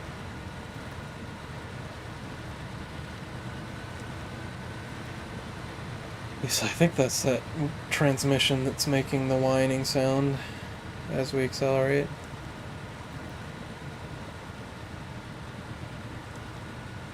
Come on, you can do it.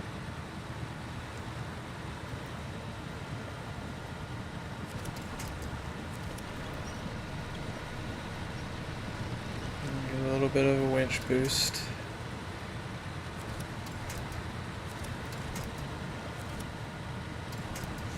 And there we go. Winch boost.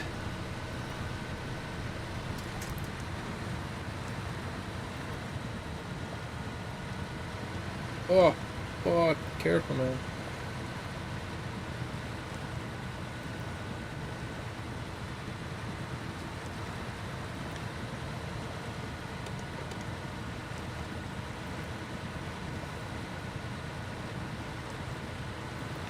Giant concrete cubes. Very suspicious.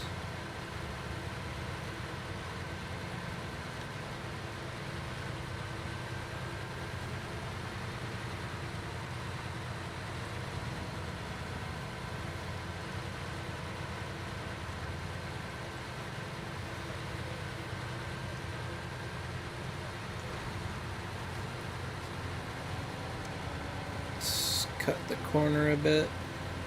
It's looking a little bit diagonal right there.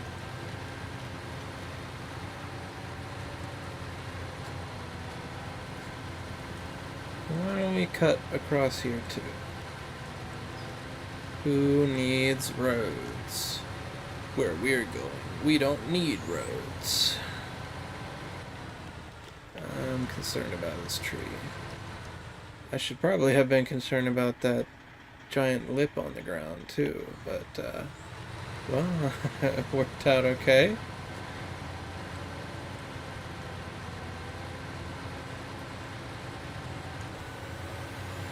Out of sight, out of mind.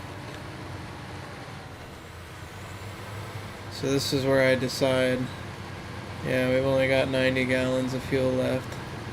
I think we stop at the fuel station here.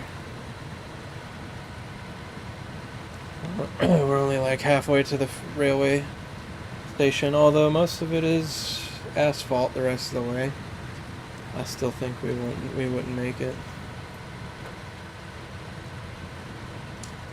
Keep forgetting that it actually makes a lot of sense to turn off the all-wheel drive a lot of times while you're in low gear and just leave the diff lock on.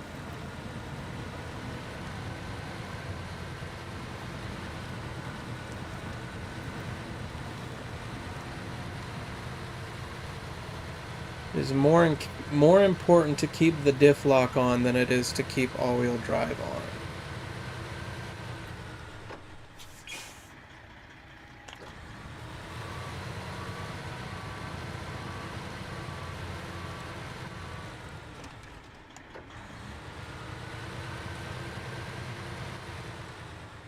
All-wheel drive is the one that basically doubles your fuel consumption. That did 120 damage and killed one of my tires. What? What? Are you kidding me? That's insane. What?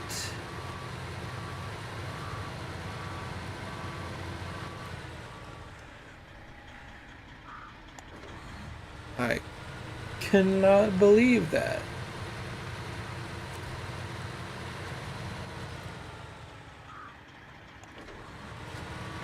This was not supposed to be a repair station stop.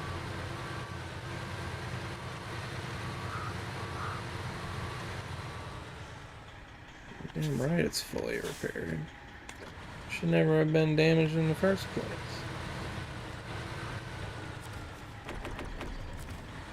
Ah. Ridiculous. I just drove onto the concrete surface there at like less than 5 miles an hour, and it was just like, yep, we're just gonna completely destroy your suspension and rear tires.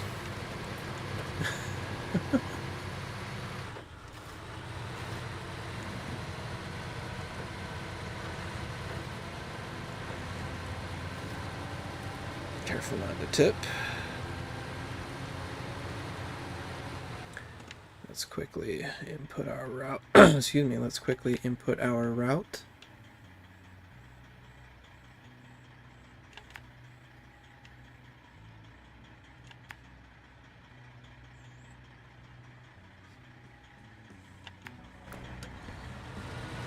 And off we go.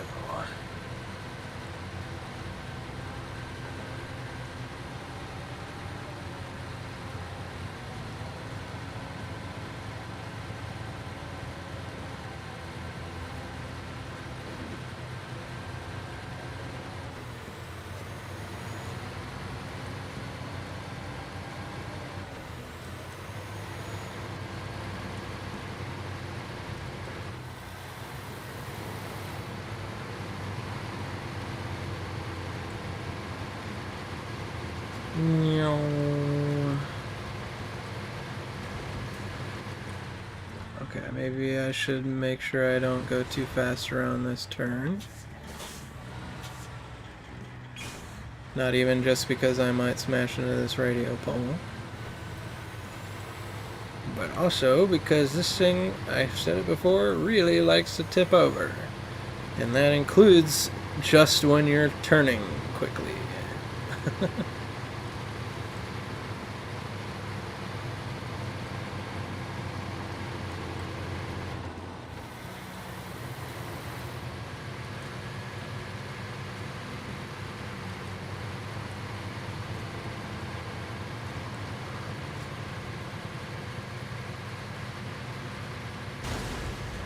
Ow.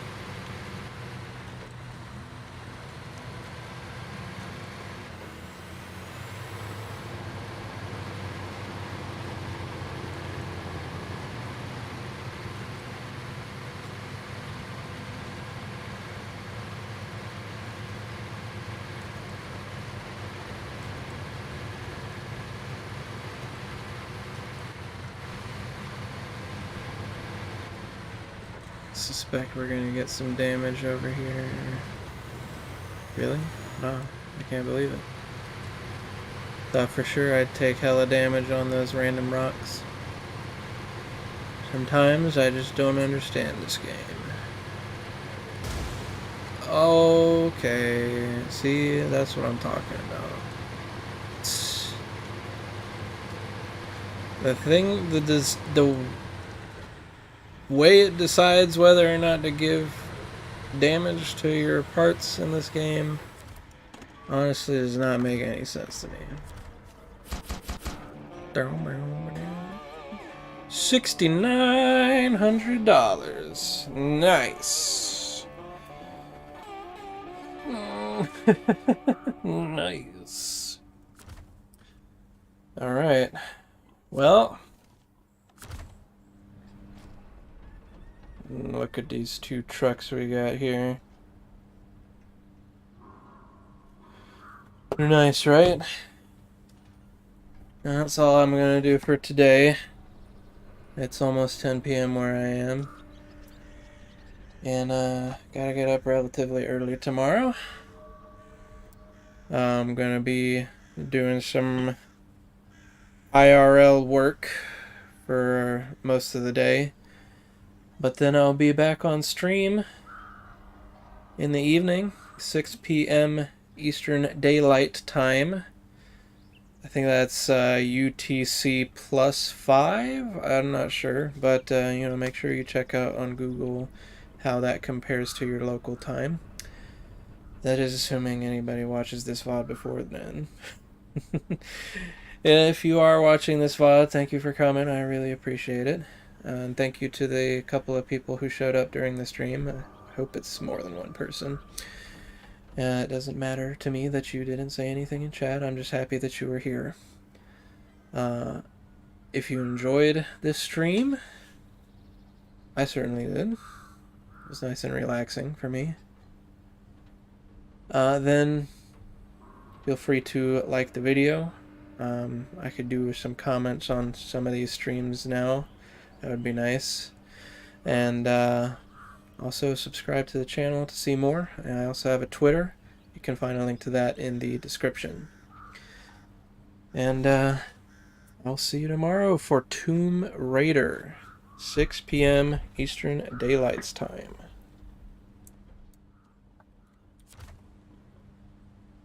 Yeah. Thanks for coming. Adios.